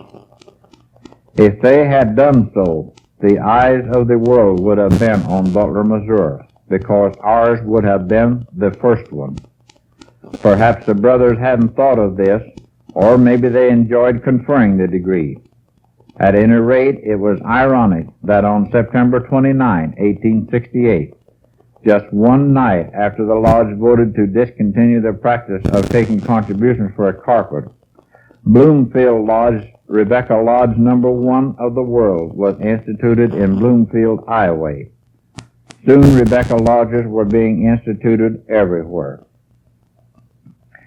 Back to the history of Bates Lodge number 180 I.O.O.F. The committee reported it was unthinkable at this time to try to build a lodge hall. Property was high and the price of material was going up. Also, there was no other place to rent, at least one that would fit the needs of the lodge like the present one. The trustees were instructed to negotiate a lease for the present hall for another year. After paying the rent for the first quarter of 1869, the lodge's treasurer had a little less than $1 in it. But they soon corrected that situation. According to the minutes, the vice grand was fined 25 cents for leaving his station and not instructing the right supporter to occupy it. Then came the semi-centennial year of the order. On December 14, 1868, the secretary read a letter from the grand secretary which was of great importance to all Oddfellows, and here I quote from the minutes. A communication from the right worthy Grand Master of the Grand Lodge of Missouri Oddfellows was read, which informed the Lodge that the Grand Lodge of the United States, at its last session, dispensed with the apron as a part of Oddfellow regalia, and also at the same time requesting all lodges to celebrate on the 26th of April next as the 50th anniversary of American Oddfellowship. End of quote. The first chaplain ever to be installed in Bates Lodge number 180 I.O.O.F. was at the installation of officers on February 8, 1869. It so happened that April 26 in 1869 fell on Monday. Several lodges had invited Bates Lodge number 180 to meet with them and help celebrate the 50th anniversary of Oddfellowship. Occidental Lodge number 70 at Pleasant Hill, Missouri, which was considered the mother lodge of Bates Lodge number 180, sent an invitation to meet with them on this occasion. But the brothers decided to hold their own celebration here at home. So the usual committees were appointed and everything was ready. According to the minutes, everyone gathered at the picnic ground, had a basket dinner, and a very interesting history of the order was given by Brother A.M. Christian. They didn't say exactly where the picnic ground was, but the best guess at that time would be McFarland's Grove and Pond. This was an area south of Fort Scott Street, bordered on the east by Fulton Street and on the west by High Street. Vine Street today runs through the center of what was formerly McFarland's Grove. In the early part of 1869, the Grand Lodge of Missouri wanted to build a school in St. Louis to educate the orphans and oddfellows and Rebeccas. Bates Lodge number 180 I.O.O.F. instructed their secretary to write the Grand Lodge the following, and here I quote, "This lodge is of the opinion that orphan children can be educated better at home than abroad, that this lodge will contribute, if necessary, to the support of such school if established." End of quote. To my knowledge, the school was never built. Since Butler was to be the county seat, the county court was in the process of moving to Butler before construction on the courthouse had hardly begun. The court petitioned the lodges to use their hall for court purposes, but the lodges declined on the ground it was too much trouble to remove and replace the sawdust before and after lodge meetings, so the court took up quarters in private offices. The contractor was about ready to lay the cornerstone at the then new courthouse. Butler Lodge number 254, AF and AM, extended Bates Lodge number 180, I.O.O.F., an invitation to assist in the ceremony. On June 21, 1869, Brother John H. Mills moved that the secretary be instructed to write the Grand Master for a dispensation to help lay the cornerstone. When the vote was taken, the motion was lost. So Bates Lodge number 180, I.O.O.F., declined the invitation. However, the Masons laid the stone on July 6, 1869. In less than 2 years, the lodge had managed to accumulate some extra money, which would be loaned to any of the brothers of the lodge who had sufficient property for collateral. One objection to borrowing from the lodge was that the standard rate of interest at the Butler National Bank and the Bates County National Bank was 4%. The lodge charged 12%. This wasn't exactly to the liking of the brothers, but even at 12%, at one time the lodge had something under $1,000 loaned out. On September 20, 1869, it was voted to pay the secretary 50 cents per night for his services. Sometime in the spring of 1869, a sojourning brother from the state of Pennsylvania came through Butler and was out of funds. Bates Lodge number 180 advanced the brother $14 to help him along his way. On September 30, 1869, the secretary read a letter from the Grand Secretary of Pennsylvania saying the brother had sent the money to him and asked that it be passed on to Bates Lodge. Later minutes show a post office money order was received by the lodge secretary. In October 1869, both lodges were officially notified by Hannah and Minturn that they had sold their property to the American Clothing Company and that a modern 3-story brick building would be built on the same location. Since their lease would expire on December 31st, 1869, it could not be renewed. The clothing firm would occupy the first floor, and the Palace Hotel would be on the second and third floors. Even today, the word American can be seen in the mosaic pavement at both entrances of the J.C. Penney store. Also in October of that same year, the encampment branch of the Oddfellows was about to be instituted. Since the Oddfellows and Masons had to move, there was some doubt as to where they would have their meetings, but arrangements were worked out between the two lodges, and Butler encampment number 76, I.O.O.F., was instituted on October 7, 1869. Brother A.M. Christian offered to lease the second floor of the building on the northeast corner of the square, where the First National Bank is now, to the lodge for $250 a year. This building was owned by Christian and Horton, both members of Bates Lodge number 180, I.O.O.F. The lodge to stand the expense of preparing the room for lodge purposes. The official location of this building is block number 11, lot 1 in the original town of Butler.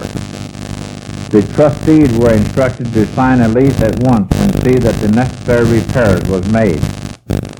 The lodge moved into their new quarters before Christmas and voted to have a New Year's festival and ball. Members of the Masonic fraternity and their wives were invited. The Butler String Band, which was comprised mostly of the lodge, was engaged to furnish the music.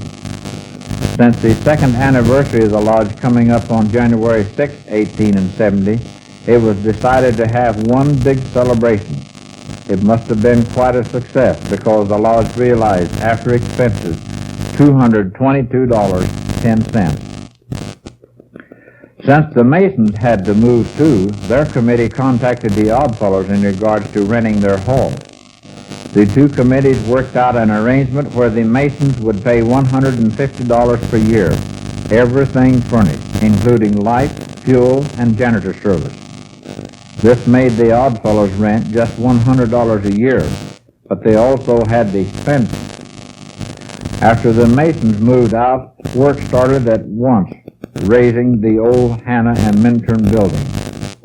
The Grand Lodge report for the year 1869 showed that base lodge number 180, I.O.O.F, had $201.10 in their treasury and 51 fifth-degree members in good standing. They had some money loaned out with good security. The ladies were more than happy about moving to the new quarters because the owners of the building, Christian and Horton, would not allow sawdust on the floor. They felt it was a fire hazard and, after all, did not add to the hall's appearance.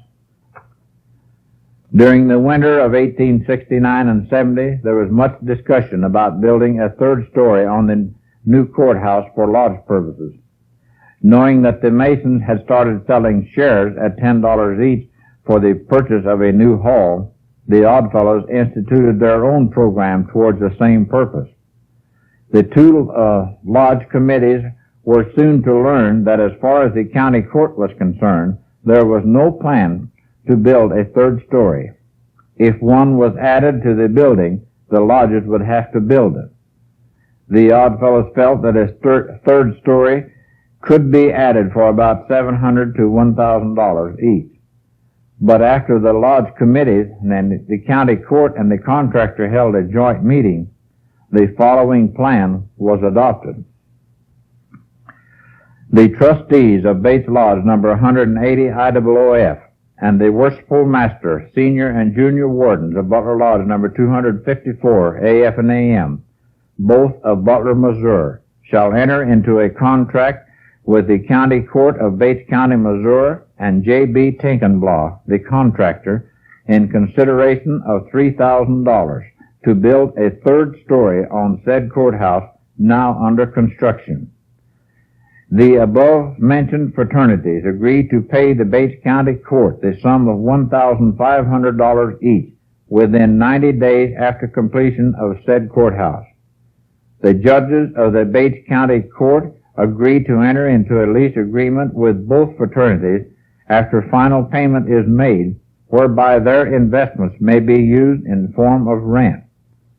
Such contracts or leases subject to the approval of the building committees of both Grand Lodges. End of quote.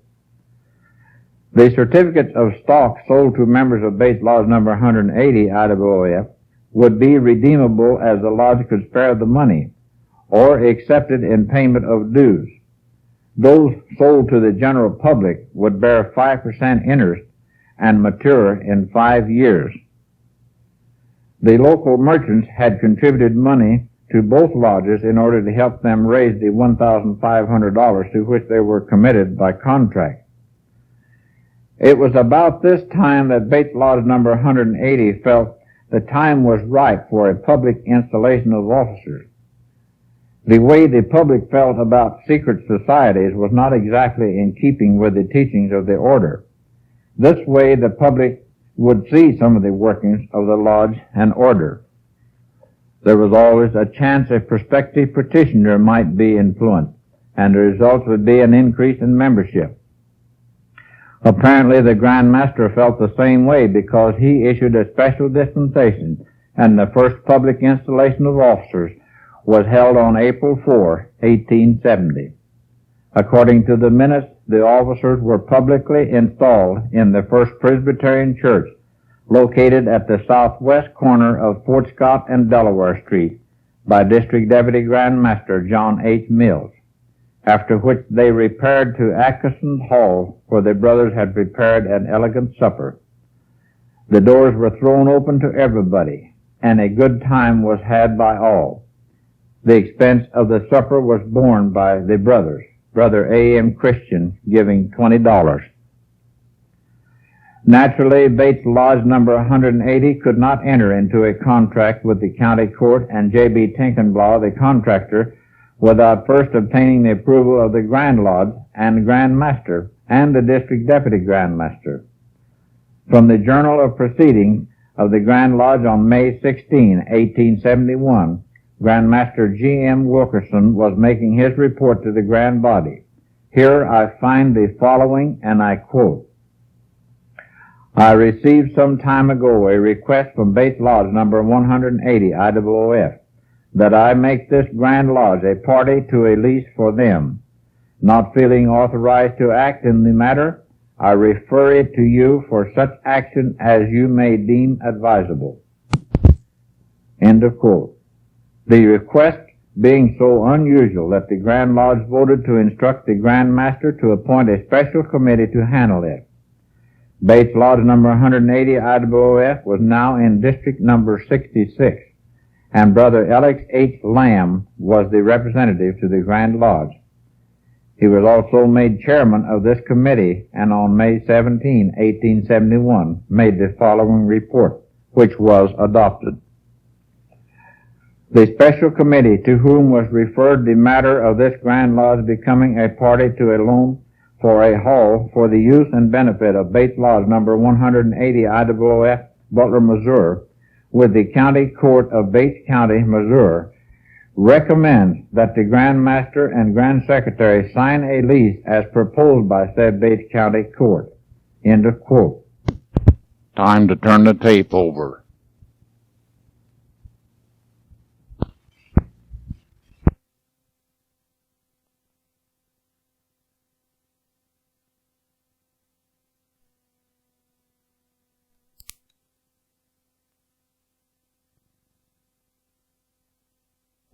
Since the Grand Lodge session of 1871 was about to adjourn, it was voted to instruct the incoming Grand Master and Grand Secretary to enter into a lease agreement jointly with Bates Lodge.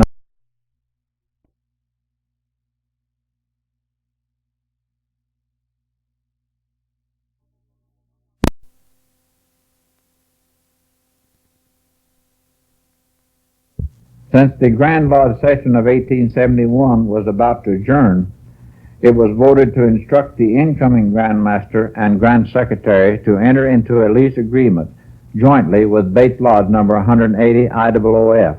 and the Bates County Court. By September 1871, the courthouse was completed. The lodges had made their final payment and were now in their new quarters. The Oddfellows Grand Lodge convened here in Butler for the purpose of dedication. The Grand Master and several Grand Lodge officers were here for the ceremony. By this time, the American Clothing Company, where the J.C. Penney store is, was completed, so the Grand Lodge officers were invited to stay at the New Palace Hotel at the lodge's expense.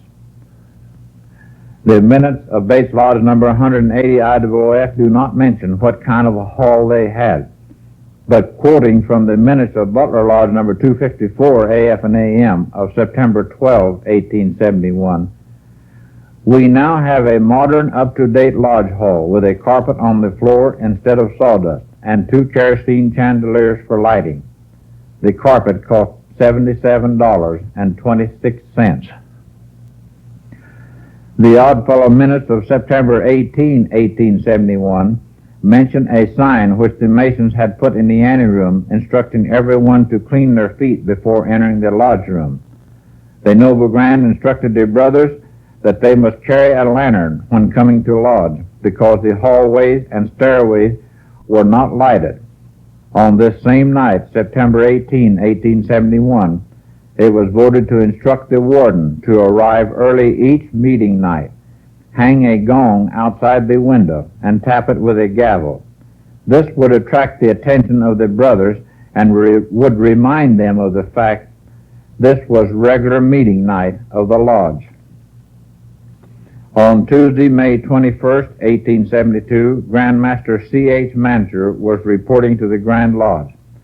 Among other things, he advised this Grand Body that he and the Grand Secretary had carried out the instructions of the Grand Lodge session on May 17, 1871, and here I quote, "In accord with the resolutions adopted by this Grand Body, reported by Representative Lamb, found on page 364 of the Journal, and in conjunction with the Grand Secretary, I executed a lease, making this Grand Lodge a party thereto, for the benefit of Bates Lodge number 180 I.O.O.F., Butler, Missouri, securing to it from the County Court of Bates County, Missouri, a lodge room at a nominal rent for 99 years.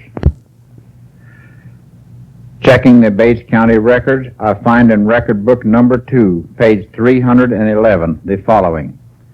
It is further ordered that all of the part of the said courthouse west of the west door in said third story and one half of the space south of the cupola and the use of the stairs from outside doors to said rooms and the space west of the stairs to be the same and hereby leased to the Oddfellow Fraternity for the term of 99 years. Signed by B. H. Thornton, L. E. Hall, J. M. Krigler, judges of the Bates County Court. With a lease for 99 years backed by the Grand Lodge, it would seem that Bates Lodge number 180 I.O.O.F. should feel somewhat secure. But just the opposite was their lot.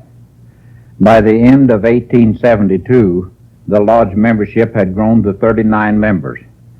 Times were getting hard, work scarce, and money even scarcer.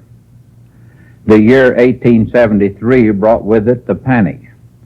Missouri had hardly gotten over the ravages of the Civil War, which had ended just 8 short years before. Butler, being in the geographical center of the area which was vacated in 1863 by the now famous Order Number 11, was perhaps in the worst condition of its short history. As for the lodge, its treasurer was low on funds, and initiations were not being presented as they had in the past. To make matters even worse, the Grand Lodge session of 1872 passed a resolution which made it mandatory that all lodge dues be paid in advance. Many schools in the nation were closed because of lack of funds to pay their teachers. Some churches couldn't even pay their ministers, and nearly all public and private buildings in the United States came to a standstill. Fraternal organizations were affected too. Many lodges couldn't even pay their hall expenses, let alone per capita tax to the Grand Lodge. In 1873 Grand Lodge session, the Grand Master was making his report. During the course of his remarks, he stated that the morale of the order in general was at a new low. He said, I found some of the lodges in a most deplorable condition. The seeds of dissension, of strife, of reckless disregard of the laws of the order, and in some instances, a willful blindness upon the part of the controlling power in the lodge made it impossible for the work to go on with profit to the membership and credit to our order. In some cases, I had no alternative but to arrest their charters. It is with profound regret that your committee has to inform you that Bates Lodge number 180 I.O.O.F. was one of those lodges. This lodge surrendered its charter on May 13, 1873. On July 21, 1873, some 20 members of Bates Lodge number 180 I.O.O.F. formally petitioned the Grand Master for the return of their charter. I now read the petition. To the most worthy Grand Master, officers, and members of the Right Worthy Grand Lodge of Missouri, I.O.O.F.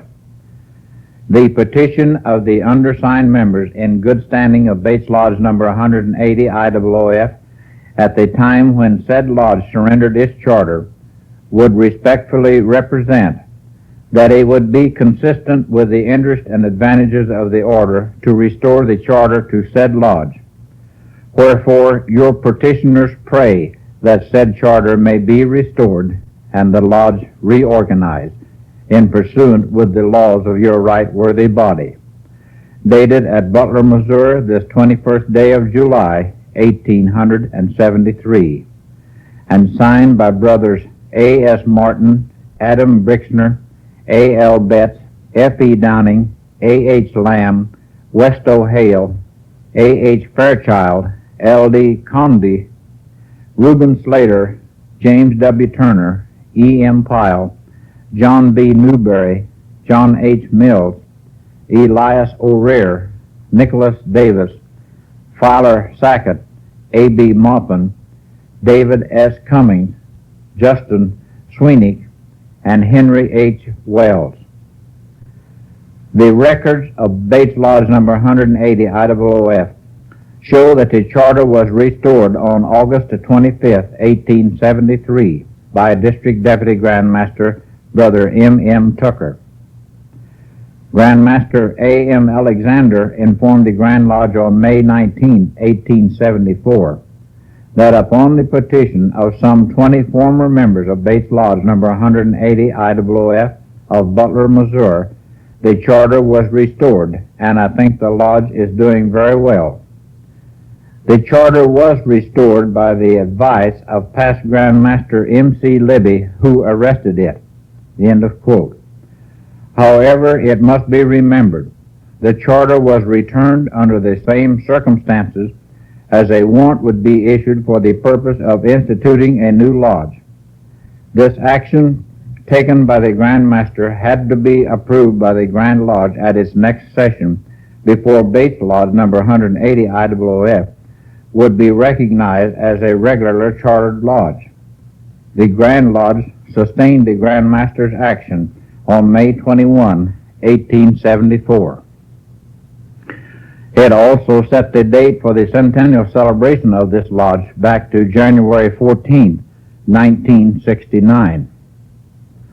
The 20 members who signed the petition for restoration of the charter immediately became charter members of this lodge. Election of officers was held, and Brother Alex H. Lamb was elected Noble Grand. The Grand Lodge report for the year 1874 showed several changes in Bates Lodge. First, their membership had grown to 27. Second, there wasn't much money in the treasury, but their investments and assets amounted to $1,300. And third, the lodge changed its meeting night from every Monday night to the first and third Mondays of each month, which was to remain that way for several years. On the 55th anniversary of the order, on April 26, 1874, among other things the lodge did to celebrate was to meet as a body at the Christian church, where Brother Riley, the minister of the church and a member of the lodge, gave a nice sermon on odd fellowship. Members of the Christian church were meeting in the Cumberland Presbyterian Church, which was located where the Butler city office is today, the east end of Ohio Street, where it intersects with Lyon Street. After the return of the charter, many of the brothers reinstated and were again members of the lodge. In 1874, the Grand Lodge appointed a state lecturer, and he visited the lodge on February 15, 1875, and exemplified the unwritten work. This was repeated several times. The year 1875 was good in many ways. To quote from the minutes of June 17, 1875, the lodge was surprised by a visit of the daughters of Rebecca with well-filled baskets of edibles, and a very enjoyable repast was indulged in. End of quote. On April 13, 1875, it was brought to the attention of the lodge that during the time of suspension of the charter, brothers A.H. Lamb, E.M. Pyle, E.S. Cowles, F.E. Downing, and John H. Mills had advanced $3 each towards the support of a sister Rebecca by the name of Jensen. The lodge promptly voted to refund the brothers. The first grand Oddfellow picnic ever held in Bates County was held by Bates Lodge number 180 I.O.O.F. on September the 27th, 1875. Lodges from Austin, Altona, Beacon, Everett, Rockville, Taborville joined in the celebration. Grand Master E.R. Thurkeld came from St. Louis, as did several other Grand Lodge officers. The Grand Master made mention of his visit to Butler during his report to the Grand Lodge session in May 1876. He said, "I had the pleasure of attending the year's celebration given by Liberty Lodge number 49, Holden Lodge number 184, Gray Eagle Lodge number 249, and Bates Lodge number 180 at Butler. The exercises were well arranged and conducted in a manner highly creditable to the respective lodges, and I trust highly profitable to the order at large." Also in the history of the lodge is a meeting of the Rebecca degree, and I read one of November 18, 1875. Lodge opened in due form in the degree of Rebecca, Grand Master Alf Bennett in the chair. Mrs. Emma C. Pyle, wife of brother E. M. Pyle, was introduced and duly instructed in the degree, after which the lodge was closed. Alf Bennett, Grand Master. E. M. Pyle, Secretary. For many lodges, the years 1876 and 77 were bad ones. Our sister city to the east, Clinton, had two lodges, Clinton Lodge number 169 I.O.O.F. and Leasing Lodge number 219 I.O.O.F. Both met in the same hall and were burned to the ground in 1876. The Grand Lodge gave them permission to solicit funds to rebuild their hall. Bates Lodge 180 made a sizable contribution. In June 1877, a cyclone struck Richmond, Missouri. Not only the lodge hall, but the entire town was demolished. Bates Lodge number 180 sent $10 to the Grand Lodge Fund to help the citizens of that community. In August 1877, the Grand Lodge of the United States sent a circular to all subordinate lodges in the United States and Canada, asking those who were financially able to contribute $10 toward rebuilding the lodge halls in the South that were destroyed during the Civil War. Bates Lodge sent their $10 on September 2nd, 1877.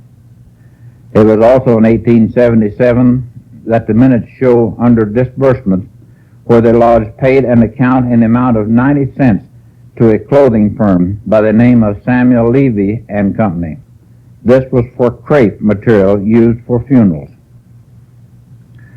On October 7, 1877, Brother A.C. H. Culver was admitted to membership in the lodge by withdrawal card.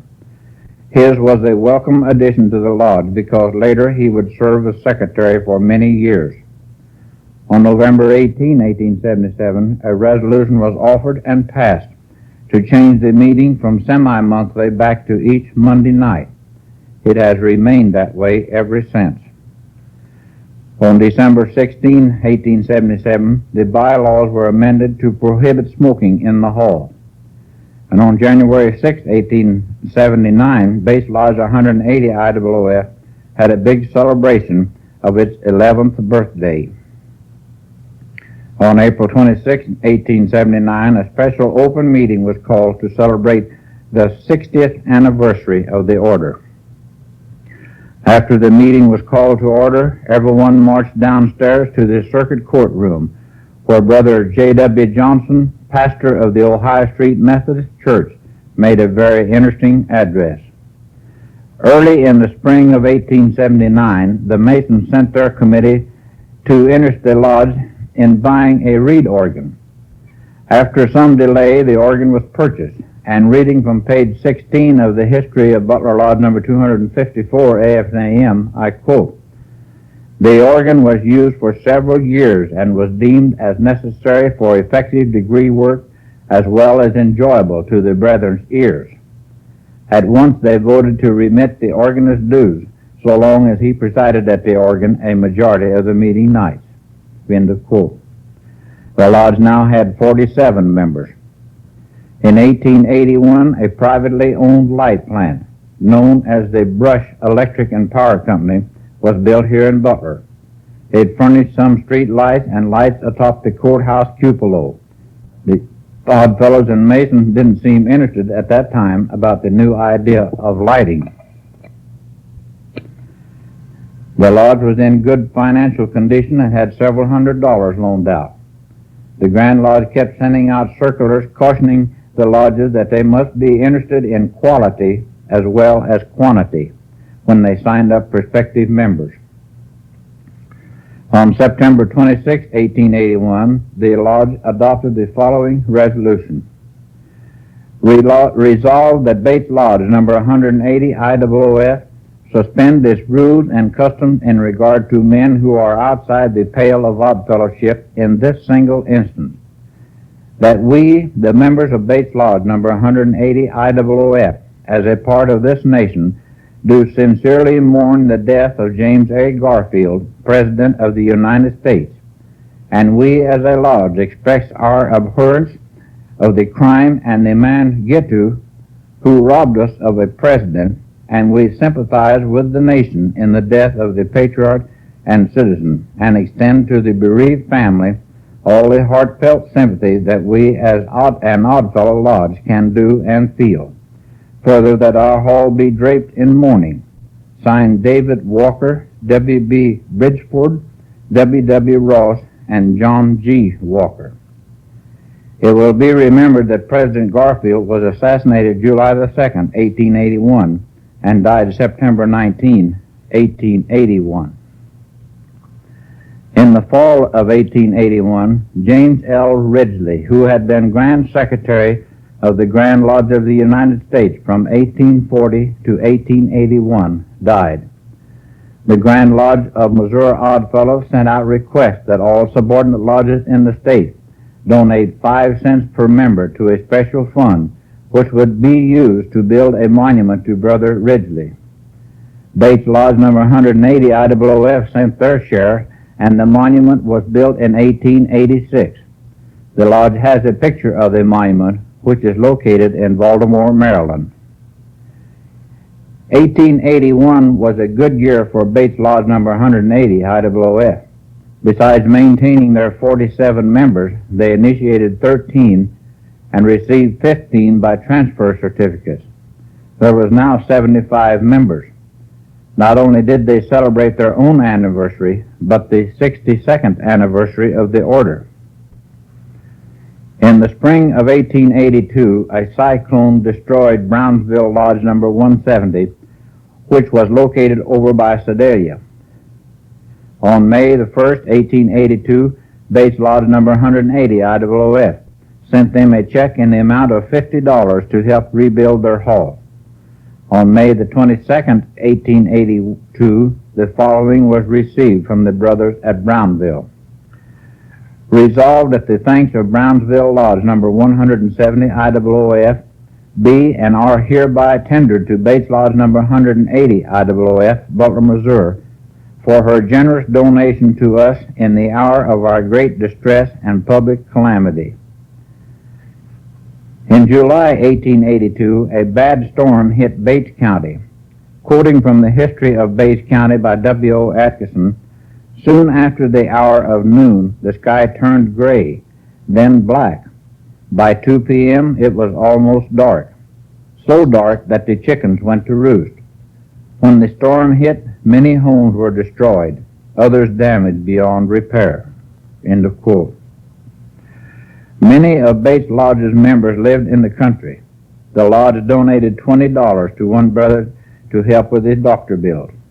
Another brother received $75 in order that he could go to Kansas City and get proper medical treatment.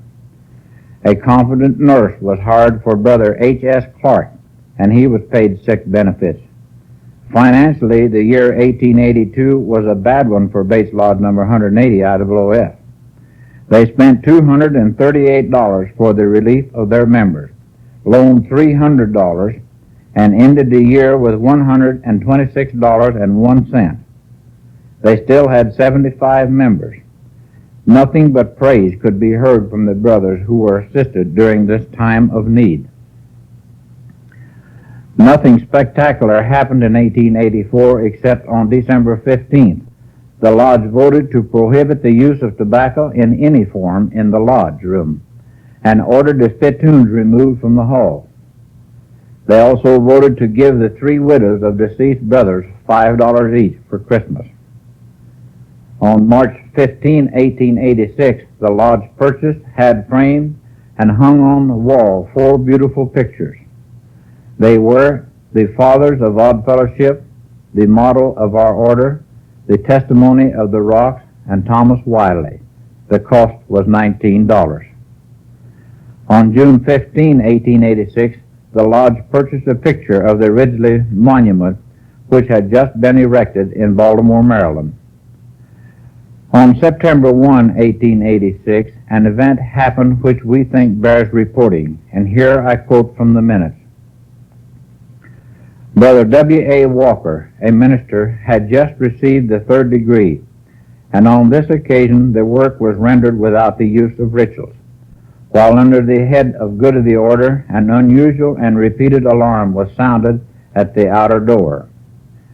The outside guardian retired to inquire the cause. As he opened the door, in rushed our wives, sisters, and sweethearts, laden with baskets containing that which an odd fellow can most appreciate. They demanded that lodge be closed at once, which was done, but with more haste than grace. The tables were set in the anteroom, and the contents of the basket displayed thereon. Soon the tables were surrounded by a hungry lot, who could hardly wait for Brother W.A. Walker, who had just attained the dignity of an oddfellow, to say grace. After supper, an enjoyable time was indulged in until a late hour, when all retired to their homes. Ladies, come again. End of quote. In case you wonder who those ladies were, here are their names. Mrs. G.C. Wood, J.A. Leffner, A. Brenneman, Mrs. Johnson, J.A. Davis, J. Sweeney, John Van Camp, D.G. Newsom, J.T. Graves, W.B. Bridgeford, Del Welton, H.B. Robinson, J.N. Gibson, M.A. Maynard, A.H. Culver, Charles Rogers, W.W. Ross, Mrs. B.B. Canterbury, and Mr. T.W. Legg, Mr. Andrew Shane, and Mr. Henry Wells.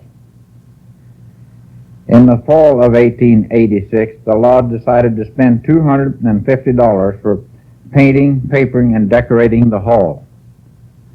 When it was done, the secretary wrote, "They have made the hall a palace.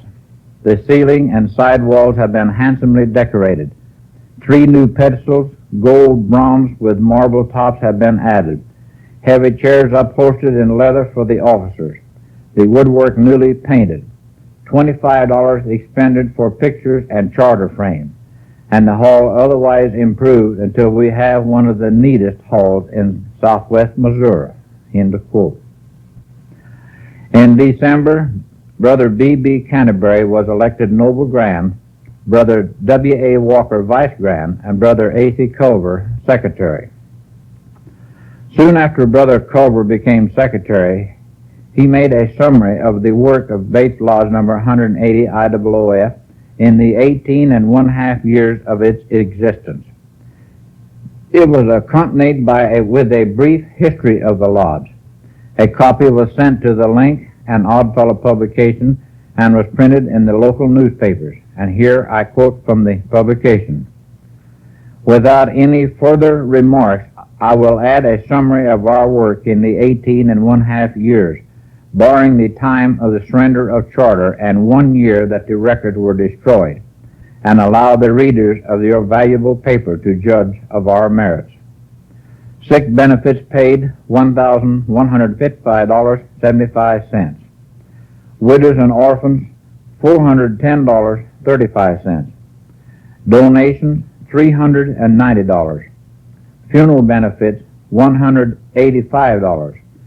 Total of $2,141.10. Charter members 8. Initiation 103. Admitted by card 60. Total 171. Death 5. Reinstatement 14. Rejection 35. Expulsions 1. Total membership on January 1, 1887, 103. In conclusion, allow me to return my thanks and the thanks of my lodge for the space you have given this article. Signed A.H. Culver, Secretary. I might add that they had 24 past grands in good standing, and according to the Grand Lodge report, their assets and investments were valued at $1,600. Since the committee was unable to locate any minute books covering the years from January 1, 1887 to November 22, 1903, we had to rely exclusively on some newspaper clippings furnished by past Grand Master Brother E.J. Campbell of Base Lodge 180 I.O.O.F. and the recent history of Butler Lodge number 254 A.F. and A.M. The committee expresses their appreciation to both Brother Campbell and the Masonic Lodge. Since the year 1819, when Odd Fellowship was established on this continent, it had been customary for all subordinate lodges to celebrate on April the 26th the anniversary of the order. This has always been the highlight of the year for Bates Lodge number 180 I.O.O.F. Reading from the newspaper clippings furnished by past Grand Master Brother Campbell, the usual program was for all the lodges in the district to be invited. Members and their families would meet in the Grove, which was described earlier as McFarland's Grove, where a basket dinner was held, music was furnished, and usually a Grand Lodge officer was speaker of the day. At that time, Butler had 2 bands, the Silver Cornet Band, which was shown on page 13 of the Butler Centennial Book, and the Butler New Cornet Band, later known as the Butler Concert Band. The latter used to play band concerts each Friday night in the bandstand located in the courthouse yard. April 26, 1887, the editor of Link, an Oddfellow publication, came to Butler to see firsthand how Bates Lodge number 180 I.O.O.F. conducted such celebrations. The article is far too long to incorporate in this history, but here are a few of the remarks published in the paper. Since only 53 seconds remains on this side of the tape, let it run to the end and then play tape number 3, side 1.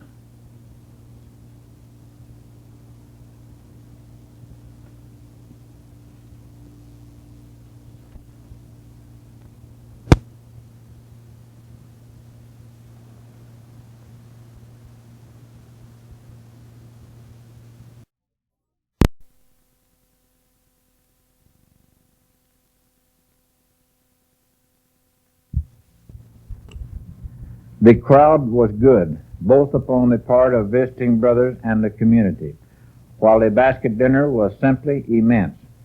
The music by the 2 bands engaged was simply splendid, while the singing by the Glee Club was just a little bit better than we've ever heard. To all the brothers, the editor of Link is under obligation for kindness and courtesies, and will always remember the good people of Butler and the day he spent with them as among the most pleasant of life's journey.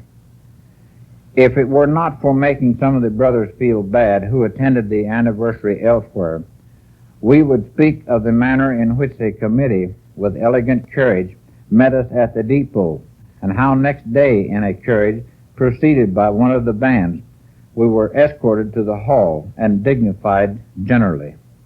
End of quotation. An article in the Republican press dated April 28, 1887, mentioned the celebration in glowing terms, but also mentions the fact, and here I quote again, "The picnic here in Butler is now a thing of the past, except in memory of the participants, to whom it will always, I am sure, be a source of pleasure. For while, owing to bad weather and a wreck on the railroad, the crowd was not so large as it had been hoped for, yet the interest, pleasure, and enjoyment were fully up to standard." End of quote. It was about this time the residential area of Butler began to push south, consuming what had been McFarland's Grove. So the city developed the grounds around what we know today as Mooney's Lake, or the Old City Lake, for a picnic area and fairgrounds. To reach it, one would go east on Dakota Street to where it jogged south about 300 feet, turned back east and on top of the first hill where an access road went south to the fairgrounds. This road is still there today and is in use. South Mechanic Street was just a short, narrow street and did not carry much traffic. After the city spent so much developing the city lake and fairground, they felt Mechanic Street should be extended to a point directly west of the fairground. Then open a new street east to the ground. So Mechanic Street was extended to what we know today as Atkinson Avenue. The street going east was called Lake Street for several years, but was later changed to Atkinson Avenue. I mention these facts now because Lake Street or Atkinson Avenue is to figure prominently later in this history of Bates Lodge. During this stage in the history of Bates Lodge number 180, I.O.O.F., Canton Mount Pleasant number 20, Patriarch Middleton, was instituted on April the 3rd, 1890. This is a semi-military branch of the order, and its members are uniformed. In 1891, the 72nd anniversary of the order, a really big celebration was held here in Butler. A well-preserved circular was found among the newspaper clippings furnished by Brother Campbell, dated February 23, 1891. This celebration was held on April the 27th, 1891, and since it contained too much to quote here, I would like to mention how they advertised our town. Bates Lodge number 180 I.O.O.F. has a reputation for hospitality, and you will find that on that occasion that she merits the distinction. Butler is the county seat of Bates County and a beautiful little city that you would enjoy visiting at any time. Through her mayor, Colonel James L. Pace, she extends to you an earnest invitation to be with us and promises to wear her brightest smile in honor of your coming. She opens wide her gates and extends to you the privileges of the city. Among our many attractions is our beautiful lake and park, finished last year at a cost of $10,000, where our picnic will be held. Then, too, you will witness the construction of our improved system of waterworks, on which several hundred men will be employed at the time of your visit. Dinner will be served on the grounds, to which all Oddfellows and their families will have free ticket, members of the band included. The railroads have agreed to make a reduced rate, possibly half fare, and will run additional trains if necessary. At night, a public initiation, burlesque, will be given in our handsome new opera house. That was the Fisk Opera House, just completed. This entertainment will be brimful of side-splitting comedy and will be concluded in time to let you go home on the night trains. P.S.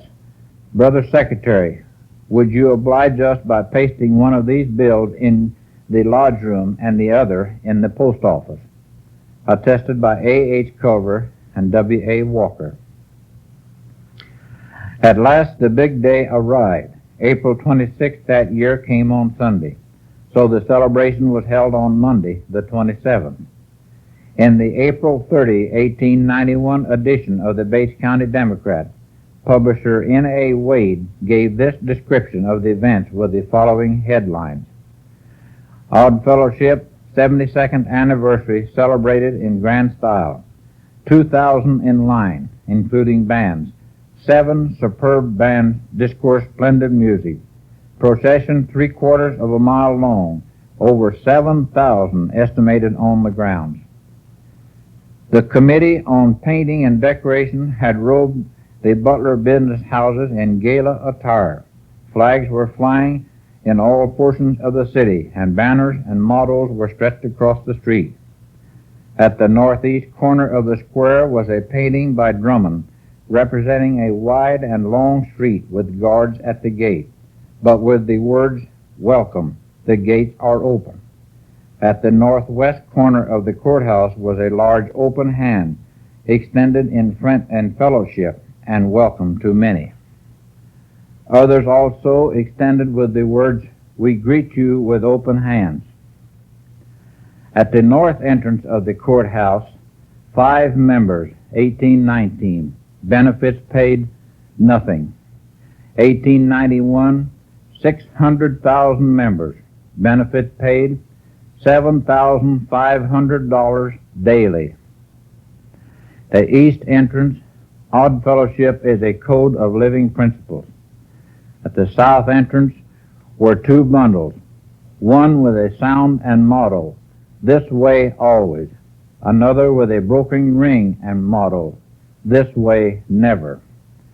At the west entrance, Odd Fellowship is honest, true fellowship. At the southwest corner of the square was a platform on truth, love, and friendship, representing brothers with the dead body of a deceased brother, his widow, and orphans, with the mottos, "Aid the widow, bury the dead, educate the orphan." Many homes were decorated, such as the home of C.B. Lewis, which had a banner across the front with a large hand and the words, "Here is our hand."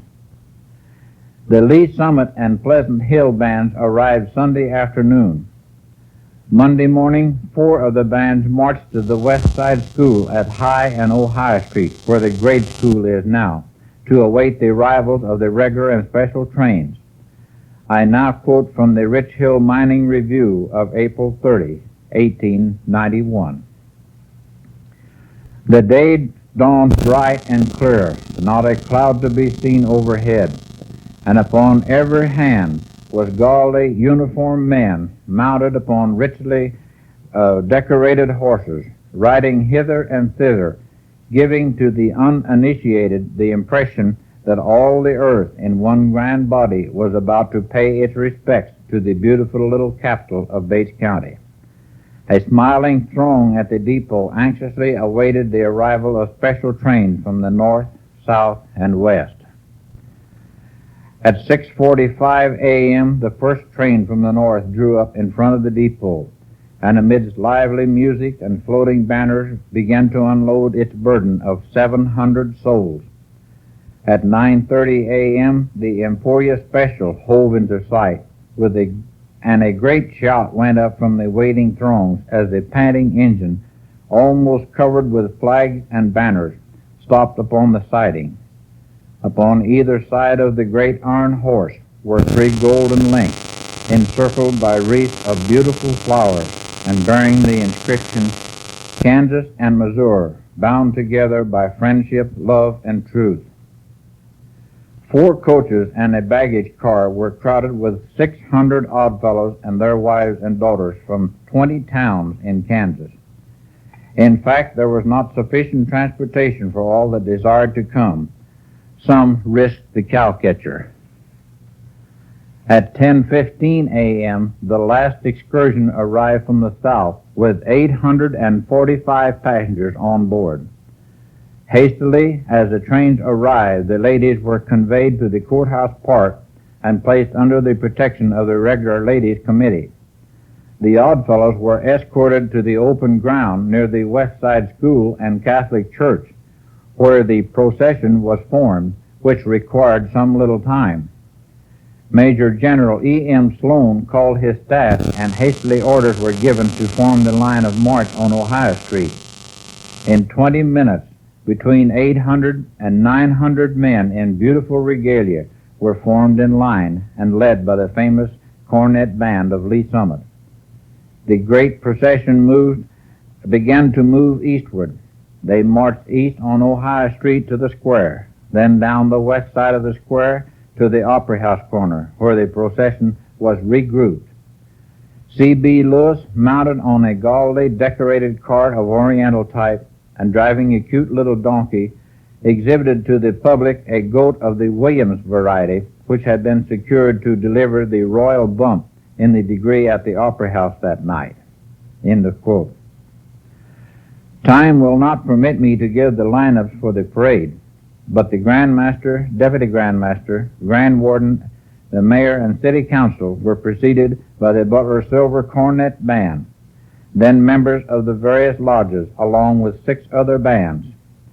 The women and children rode in carriages. The procession was 3/4 of a mile long and over 2,000 in the lineup. The line of march was from the Opera House west to Havana Street, then north to Pine Street, then east to Main Street, and then south on Main across the east side of the square to Dakota Street. There they turned east to Mechanic Street, then south on Mechanic to Lake Street or Atchison Avenue, then east to the lake and Wells's Grove. A picture of this march can be found on page 15 of the Butler Centennial book as they entered the northeast corner of the square. Quoting again from the Butler Daily Democrat, at 11:30 dinner was announced and over 3,000 guests were served. After all were served and the vast throng repaired to the lake where the stand was erected, in front of which was seating capacity of 600. These were soon filled, and 1,000 guests gathered around the platform, eager to hear the speeches of Missouri's noted orators. At one time, there was over 7,000 people at the celebration, and the weather remained beautiful.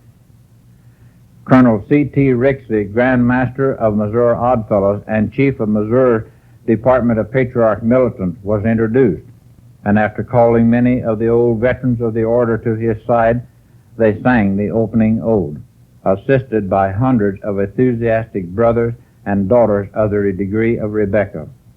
Colonel Rixby then delivered the grandest and most interesting speech ever listened to in the city of Butler. End of quote. Many other speakers were introduced before the afternoon was over, but the committee won't attempt to mention their names.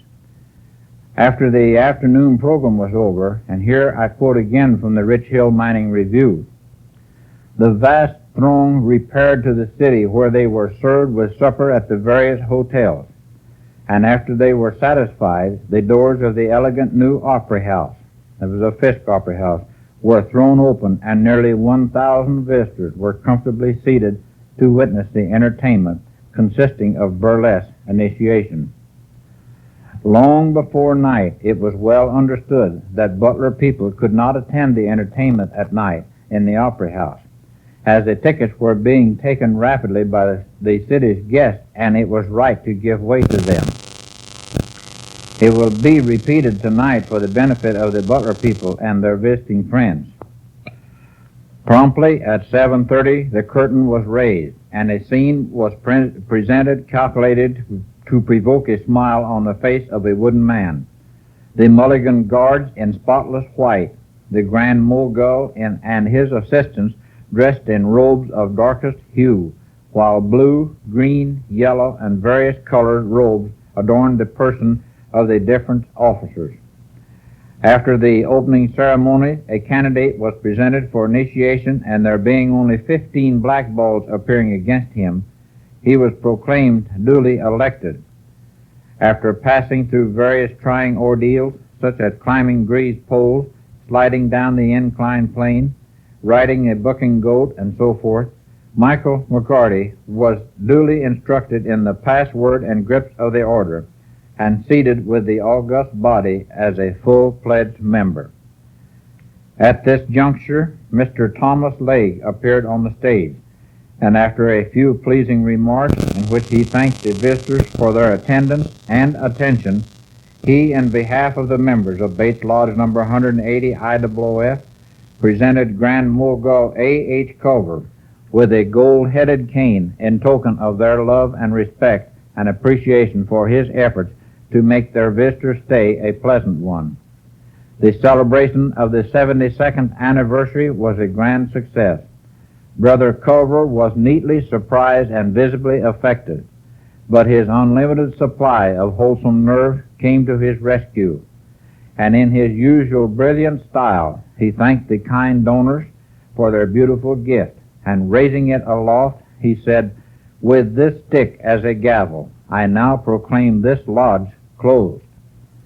Down went the curtain, and as the people left, the House all voted the members of Bates Lodge number 180 I.O.O.F. a royal set, and expressed regrets at having to leave such genial company so soon. Everyone went home satisfied. There was no disturbance of any kind, and no drunkenness, although the saloons ran in full blast.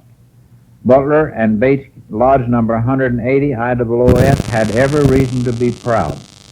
The Oddfellows of this city are under a great obligation to T.J. Day, Dr. Eli, D.W. Drummond, J.B. Armstrong, Joe Meyer, Mayor and City Council, Captain Clark, the ladies and remainders of the citizens of Butler. End of quote. That, ladies and gentlemen, sisters and brothers, is the way Bates Lodge number 180 I.O.O.F. used to celebrate the anniversary of the order. Even in later years, the celebration was held, but maybe not on quite such a grand scale. Bates Lodge number 180 now had 107 members. As far back as 1883, there had been some talk within the Grand Lodge session about building an Oddfellow home for their aged brothers, widows, and orphans. Some of the Grand Lodge felt that there was no immediate need for such a home. Bates Lodge number 180 I.O.O.F. was notified officially on May 21, 1886, that the Grand Lodge had chartered what was to be known as the Rebecca State Assembly of Missouri, and that said assembly would be the governing body for daughters of the degree of Rebecca. At the Grand Lodge session at Sedalia in 1892, a motion was passed that 9 members of the Grand Lodge and 2 members of the Rebecca State Assembly be appointed, who shall have the power to incorporate and formulate a charter and bylaws for governing of an Oddfellows home for the orphans of the state. At the 1893 Grand Lodge session in St. Louis, the Grand Master reported the following: $5,000 has been paid into the treasury of the Board of Trustees, and many individuals and lodges will donate as soon as some definite plan of action is taken on the purchase of an I.O.O.F. home.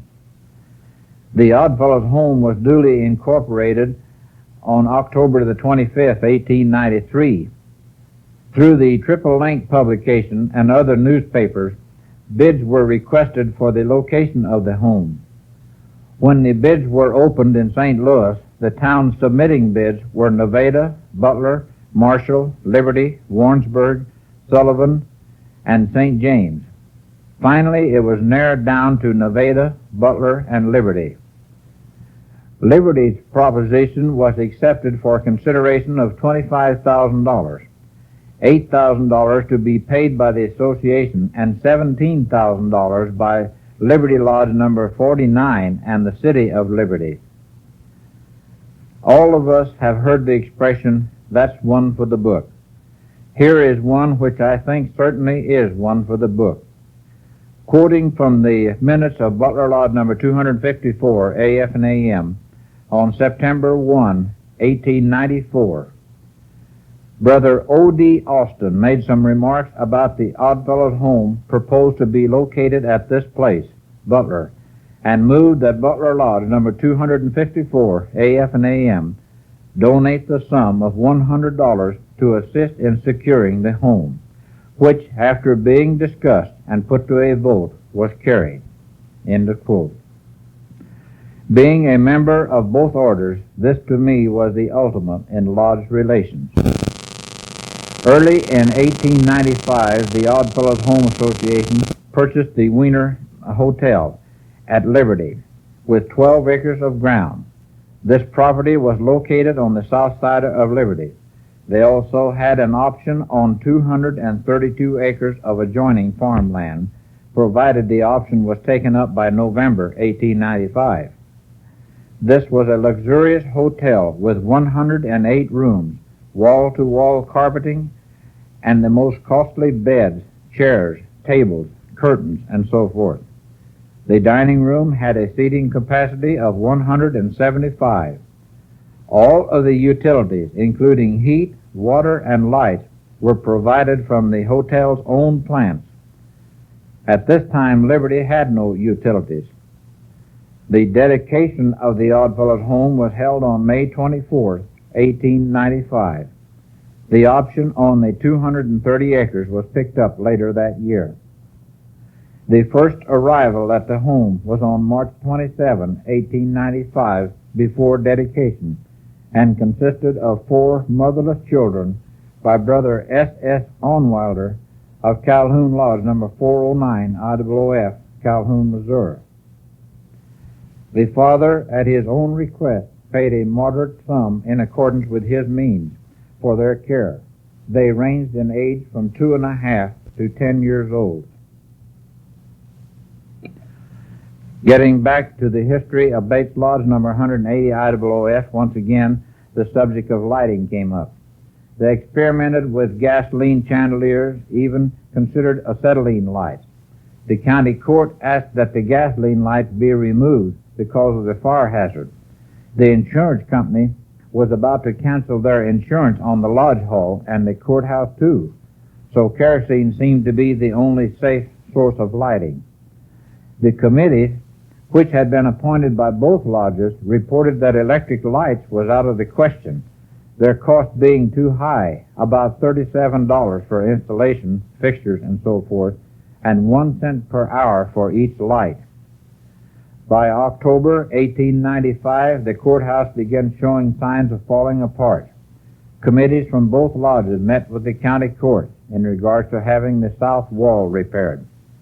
The Oddfellows Committee reported that the court had agreed to make some necessary repairs, and to the amazement of everyone, the court would pay the bill. Both the Oddfellows and Masons felt it was time they owned their own hall, so committees were appointed to work out something. Each time the report was the same: land too high, building material was going higher, and there simply was not enough funds, even between the two lodges, to undertake such a program. After all, they had a lease with the county court, backed by their respective grand lodges, which would not expire until 1970, so the committees were released.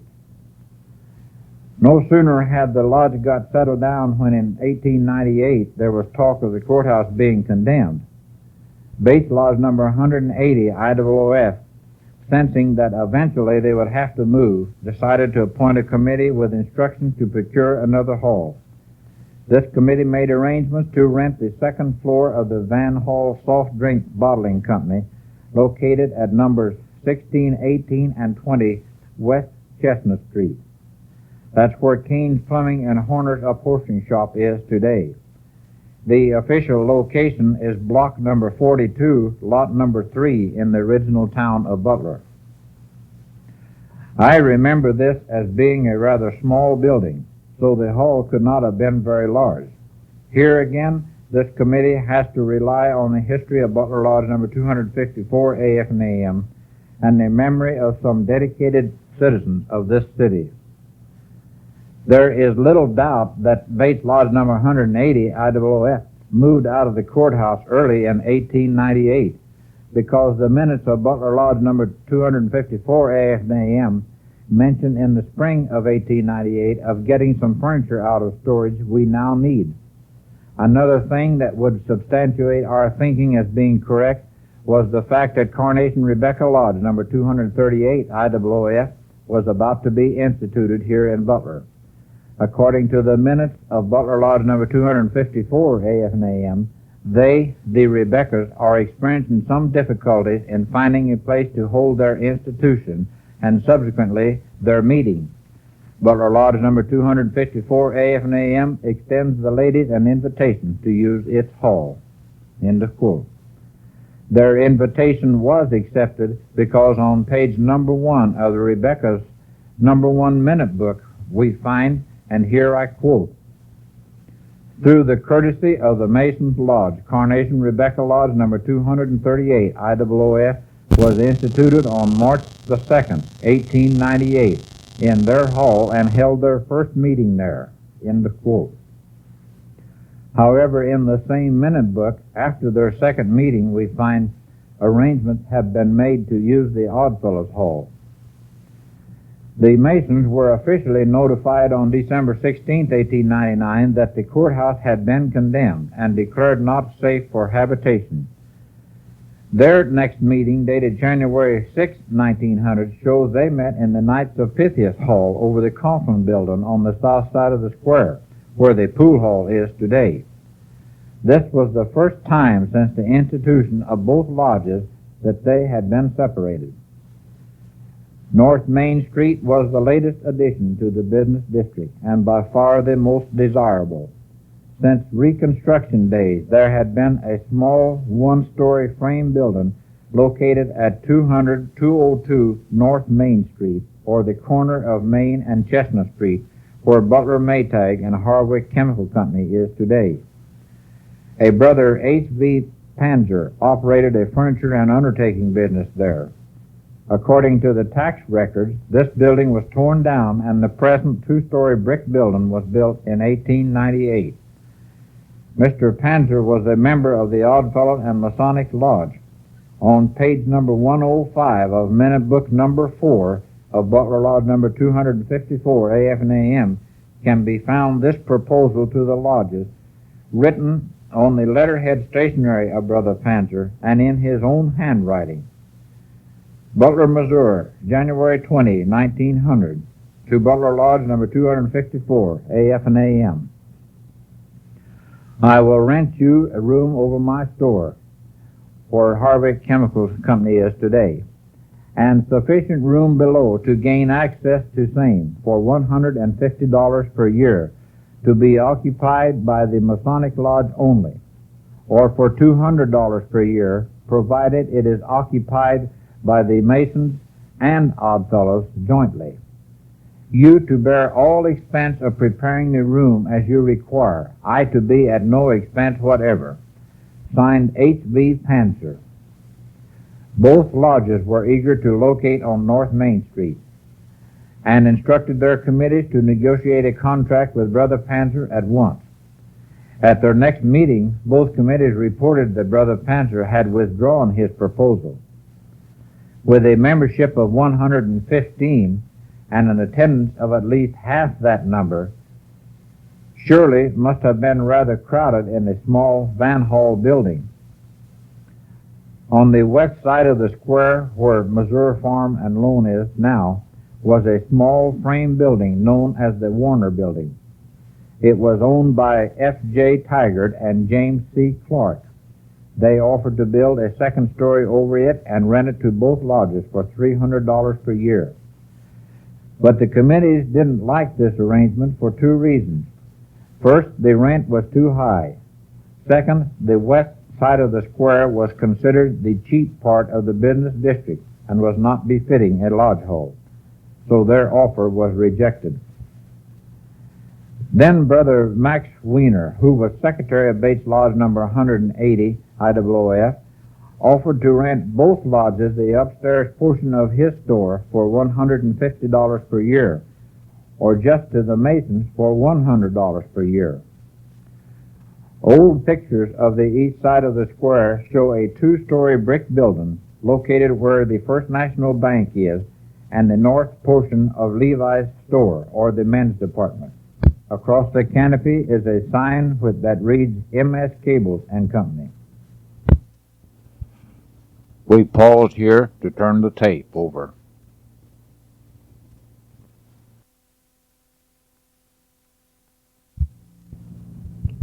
The south portion of this building was where Joe Myers had operated a clothing store and had just recently sold it to Max Weiner.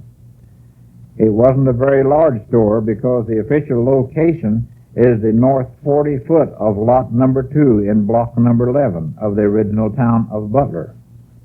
Brother Weiner was not a member of the Masonic Lodge, therefore he depended on the committees to handle the situation as they saw fit.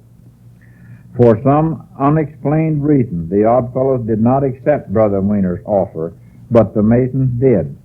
As soon as the hall could be made ready, they moved in. Even though the Masons did move upstairs over Max Weiner's store, they kept their hall committee busy looking for some other location. On April 21, 1900, their committee reported that Duval and Percival, well-known businessmen of their day, would rent the 2 center rooms upstairs over the Pace block where McGuire's Grocery used to be and Billington's Hardware and Associated Natural Gas is, to the Masonic Lodge for $5 per month, or would rent the same rooms to the Masons and Oddfellows for $8 per month. The lodges would have to stand the expense of remodeling. Actually, these buildings were owned by a corporation known as the Butler Improvement Company. The official location of these buildings are as follows. For McGuire's Grocery, the south 1/3, block number 11, lot number 4. Billington's Hardware, the center 1/3, block number 11, lot number 4. Associated Natural Gas, the north 1/3, block number 11, lot number 4. All in the original town of Butler. It was upstairs over Billington's Hardware, or on lot number 4, that the hall was to be located. The committee of Butler Lodge number 254 AF and AM requested Bates Lodge number 180 I.O.O.F. to appoint a committee to see if an agreement could be worked out to the satisfaction of both lodges. The Oddfellows were interested and instructed their committee to work out all necessary arrangements with the Masons, such as remodeling, fuel, lights, insurance, and so forth. Access to the hall was by stairway on the north side of Billington's store. The lodges moved in sometime in July 1900. So once again, the Oddfellows and the Masons were using the same hall. Bates Lodge number 180 had 130 members. Even though the old courthouse was built in 1869 at a cost of $22,450, plus the $3,000 the lodge paid, it had stood the ravages of time just 31 years. It was sold in 1900 to J.S. Francisco and others for $500. The county offices and records were moved into private office buildings, mostly the Fisk Opry House offices. Work started immediately dismantling the old courthouse. The 2 lodges had hardly got settled in their new hall when the Knights of Pythias had to vacate their hall. The secretary of Butler Lodge number 254 AF and AM sent a letter to the secretary of Bates Lodge number 180 I.O.O.F. recommending they extend the hand of friendship to the Knights of Pythias and rent the hall to them.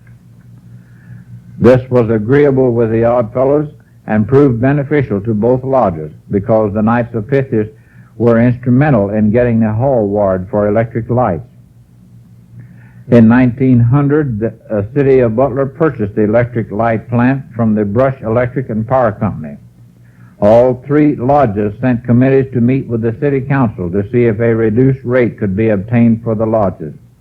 The council agreed to furnish electricity at a reduced rate, the same as business places enjoyed.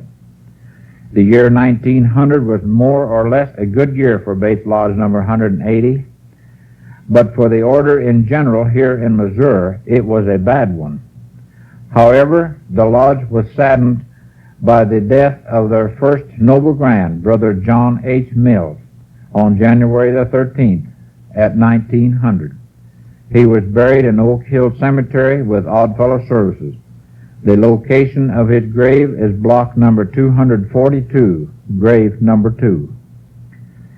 In February 1900, the Oddfellows' home in Liberty burned to the ground. At that time there was 140 elderly brothers and sisters and 60 orphan children residing at the home. After the fire, 4 barracks were hastily constructed just east of the small bridge on the west side of the home. They were well heated and provided lodging for the older members. The children were placed in private homes in Liberty and sent to public schools until the new buildings were built. The cornerstone laying ceremony for the new courthouse, or the present one, was held on October 10, 1901.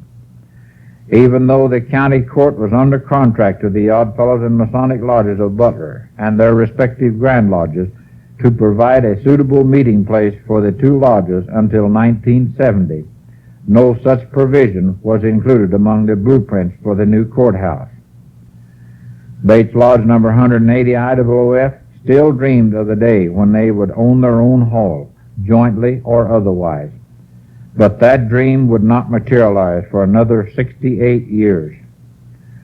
When it was evident that there was no room in the new courthouse for the lodge, they immediately set upon the idea of selling shares of stock, both to the members and the general public, until there was enough money to build a hall.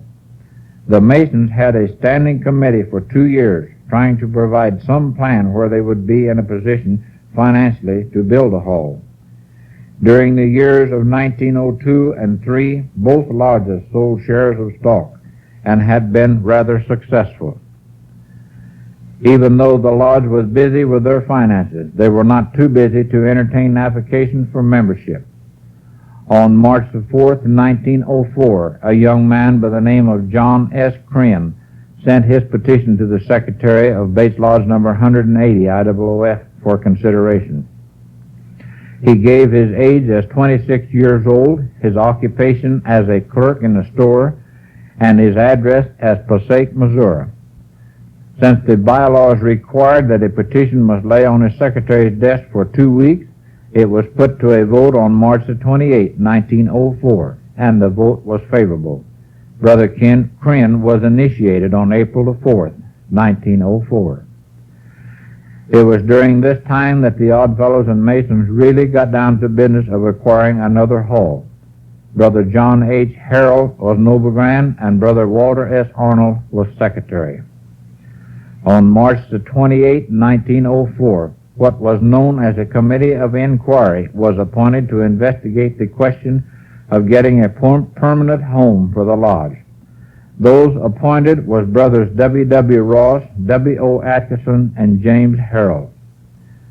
On April 11, 1904, the committee reported that the residence of Dr. E. M. Pyle, officially known as Block 3 of the original town of Butler, was for sale. Block 3 is where the Fraternal Inn Hotel, or the Motor Inn as it is called today, is. On the northeast corner of the lot was a butcher shop, where Farm Bureau Insurance Office is today. But the entire block was owned by Dr. Pyle. On April the 16th, 1904, the Masons appointed a similar committee, which consisted of J.C. Clark, A.B. Ludwig, and J.Y. Whitsitt, the secretary. Their instruction was to work with the Oddfellows in procuring a new home for the 2 lodges. Noble Grand John L. Harrell, sensing the advantages of having 3 Oddfellow Masons on his committee, removed Brothers James Harrell and W. O. Atkinson and replaced them with Brothers H. M. Cannon and A.C. Culver. Then there was a joint meeting of the 2 committees. The Oddfellows proposed that the 2 lodges incorporate and form a corporation. Then advertise their shares, but give first preference to the members of both lodges. If the Pyle block could be purchased, build their hall on the southeast corner of the lot. There would be some space on the north and west side of the hall, which could either be leased or sold for business purposes. If the Pyle block could not be bought, then consider some other location. This proposal was submitted to both lodges and was approved.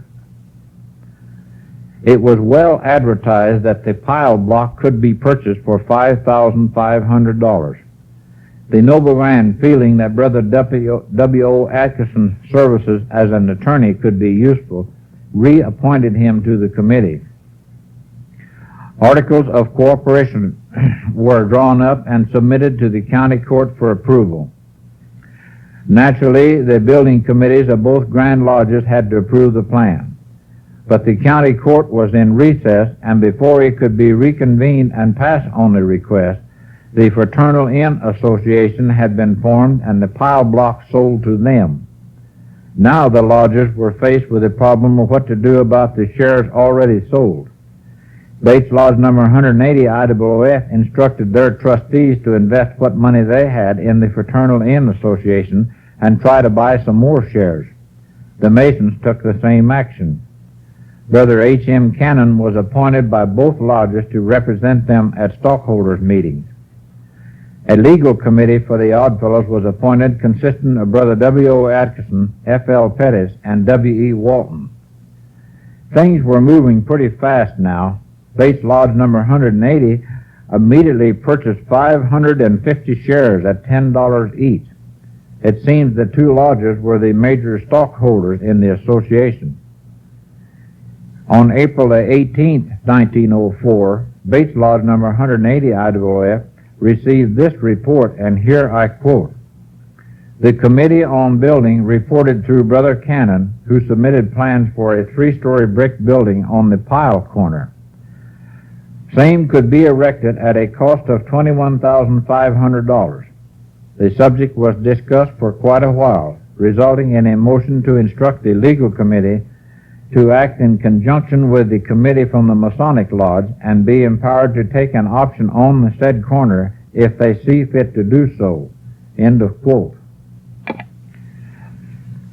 At the next meeting on April 25, 1904, the committee reported that the pile block could be bought for $5,500, but that no papers had been drawn up, the deal so far being solely verbal agreement.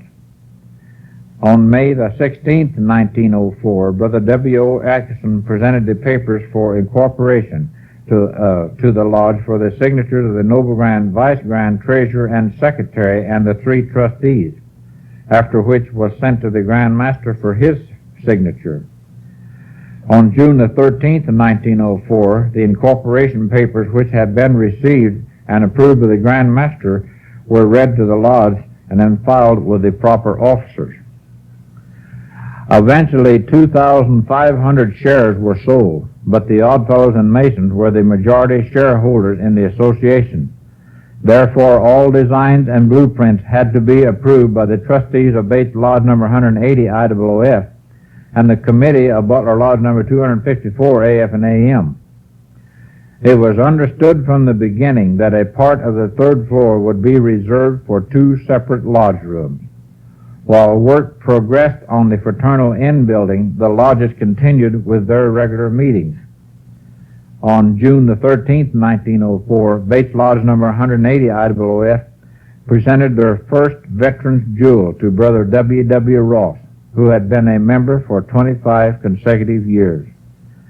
9 petitions were presented to the lodge in 1904, and all were accepted. On March 20, 1905, the committee was assigned a very unusual task, and here I quote from the minutes. "Mention was made of the death of Brother O.W. Tuttle's wife, and the Noble Grand appointed the following committee to draft suitable resolutions for the occasion: Brothers T.L. Petty, W.O. Atkinson, and Walter S. Arnold, the secretary." End of quote. So far as can be determined, no member of the daughters of the Rebecca degree had died, and Mrs. Tuttle was not and never had been a Rebecca. At their next meeting on March 27, 1905, the following resolution was adopted, and again I quote: "Hall of Bates Lodge, number 180 I.O.O.F., Butler, Missouri, March 27, 1905. Whereas it has pleased the all-wise and merciful God to remove from the home of our beloved brother, O.W. Tuttle, the partner of his joys and the sharer of his sorrows. Therefore be it resolved that we, the members of Bates Lodge, number 180 I.O.O.F., tender our deepest and most heartfelt sympathy in his bereavement, and commend him to the mercy of him who giveth and who taketh away.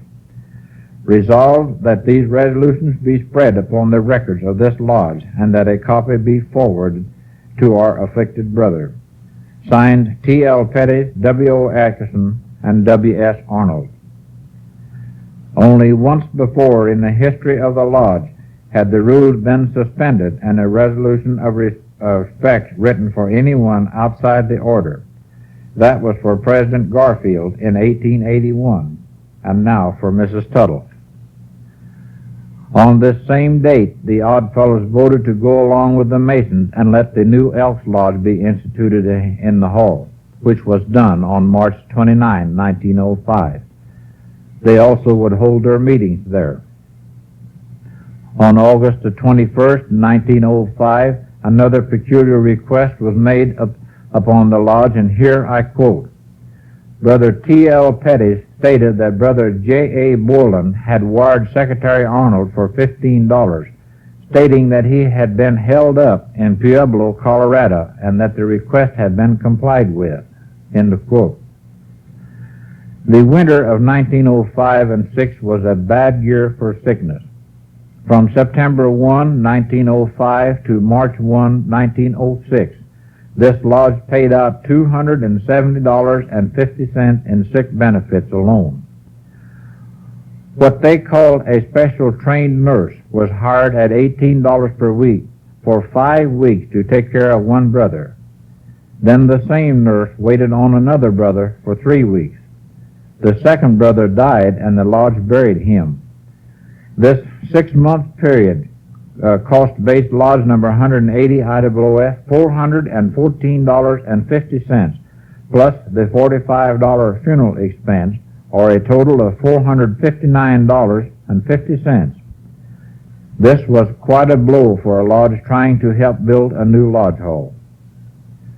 The Fraternal Inn building was coming along nicely. On May 21, 1906, Brother C.A. Burt Allen, for the property trustees, presented a lease for the new Fraternal Inn building for the proper signatures. After the lease was read, a motion carried unanimously ordering Noble Grand Dr. H.M. Cannon and Secretary Walter A.S. Arnold to sign a lease on behalf of the members of Base Lodge number 180 I.O.O.F. By July 1906, the hotel building was almost completed and soon would be ready for occupancy. As you read the minutes of this lodge during the years of 1902, 3, 4, and 5, and 6, one can understand why they were so anxious to move into their new quarters. Through the years, the Odd Fellows and Masons had become affiliated with other branches of their respective orders until the hall had become somewhat congested. For instance, by 1903, there were the Odd Fellows, the Rebeccas, the Encampment, and the Patriarch Militant. With the Masons were the Order of the Eastern Star, the Royal Arch, the Royal and Selected Masons, and the Commandery. As if that wasn't enough, there was the Knights of Pythias, and by 1905, the Elks had moved in. Just prior to moving to the Fraternal Inn building, another organization called the Knights and Ladies, later to be known as the Security Benefit Insurance Company, had petitioned the lodges to use their hall. This made 12 different lodges using the same hall. The Woodmen and their affiliates, the Royal Neighbors of America, had already petitioned the Odd Fellows to rent their hall after the lodge had got moved into the Fraternal Inn building. As one secretary of the Masonic Lodge wrote in 1906, to call a special meeting, you had to sit up until after midnight or call it for Sunday morning. On July 30, 1906, Brother A.C. Culver, Walter S. Arnold, and W.O. Atkinson were appointed as a committee to confer with the Masons relative as to what was to be placed in the cornerstone in the hotel building. Also to arrange proper ceremony of dedication and make arrangements for both Grand Masters to jointly lay the cornerstone. The minutes of September 10, 1906, mentioned that Brother A.H. Culver offered the lodge enough marble to make covers for the pedestals, and the Committee on Celebration was instructed to have same prepared for use. Strangely enough, both lodges moved into their new halls before dedication or laying of the cornerstone. The Oddfellows moved in and held their first meeting on Monday night, October 1, 1906. The minutes of that date read, "Lodge was opened on time in the new hall in the Fraternal Inn building by Noble Grand J.R. Baum." The Masons moved in and held their first meeting on Saturday night, October 6, 1906. Since telephone service was being offered free of charge to all fraternal organizations, each lodge applied for one, and now the wives of the brothers of each lodge could check on them. Bates Lodge number 180, I.O.O.F, bought 1,500 souvenir coins to be passed out the day of dedication. They cost $27. On October 6, 1906, before dedication, Brother A.O. Yeomans was initiated, and like the minutes say, Brother Yeomans has the distinction of being the first candidate to be initiated in our new hall. Finally, the contractor was ready to lay the cornerstone. The minutes of Bates Lodge number 180 I.O.O.F. and of Butler Lodge number 254 A.F. and A.M. are almost identical. Reading from the minutes of Bates Lodge number 180 I.O.O.F., and here I quote, "Hall of Bates Lodge number 180 I.O.O.F., Butler, Missouri, October 25, 1906. Bates Lodge number 180 I.O.O.F. met in special session for the purpose of dedication its new hall and assistance in laying the cornerstone of the Fraternal Inn building, where the following program was carried out. The lodge was called to order by J.R. Baum, Noble Grand. After the lodge was opened, it was turned over to Grand Master Lucius J. Easton." End of quote. The headlines of the Butler Daily Democrat, dated Friday, October 26, 1906, read as follows. Dedicated their new halls. Thursday, October 25, a great day for the Masonic and Oddfellow lodges of Butler. Then the article goes on into detail, which I will quote in part. Thursday, October 25, 1906, will be marked as a red-letter day in the records of Butler Lodge number 254 A.F. and A.M. and Bates Lodge number 180 I.O.O.F., and they have ample reason to be proud of the accumulation of months of hard and unremitting labor.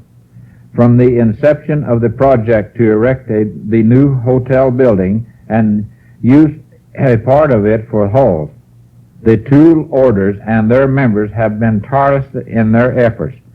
The committees of the two orders labored in perfect harmony, and the result was seen yesterday in the dedication of two of the prettiest and best arranged halls to be found in the entire state of Missouri. The appointments of the two rooms are as near alike as the work of the orders will permit. Both halls are reached from the east side of the building by a broad and easy stairway, and the anterooms and the entrances are so arranged that there is no need of confusion into entering either.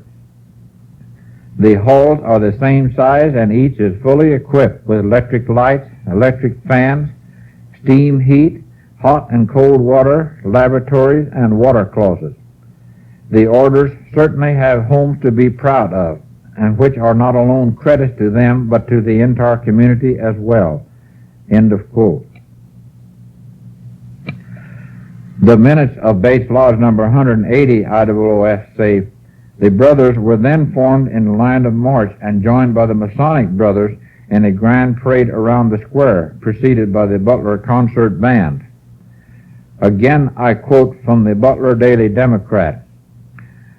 At 3 o'clock Thursday afternoon, the members of the two orders assembled at the halls and forming in line paraded around the square to the sweet notes furnished by the Butler concert band. The parade was a most creditable one, and a large numbers of both societies were in line. The parade halted at the east entrance of the hotel building, where the ceremonies attending the depositing of the box in the cornerstone was held. The program was brief but impressive. After the invocation by Reverend H.J. Crockett, there was a short address by James Oliver Hogue, Grand Master of the Missouri Lodge of Masons, and then the copper box was placed in a receptacle prepared for it.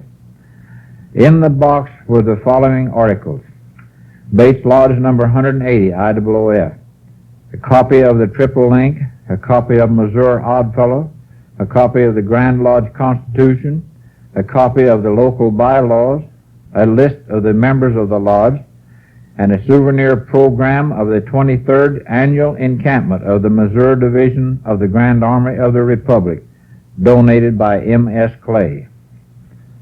Butler Lodge number 254, A.F. and A.M., Book of Constitution, and the cards of J.O. Hogue, Grand Master and Architect of the building, Dr. H.M. Cannon, Reverend H.J. Crockett, Frank H. Cromwell, James R. Engel, W.M. Lyle, Dr. J.M. Norris, T.D. Embry, and a souvenir coin of the Portland, Oregon Exposition, bylaws of the lodge, and a list of the membership.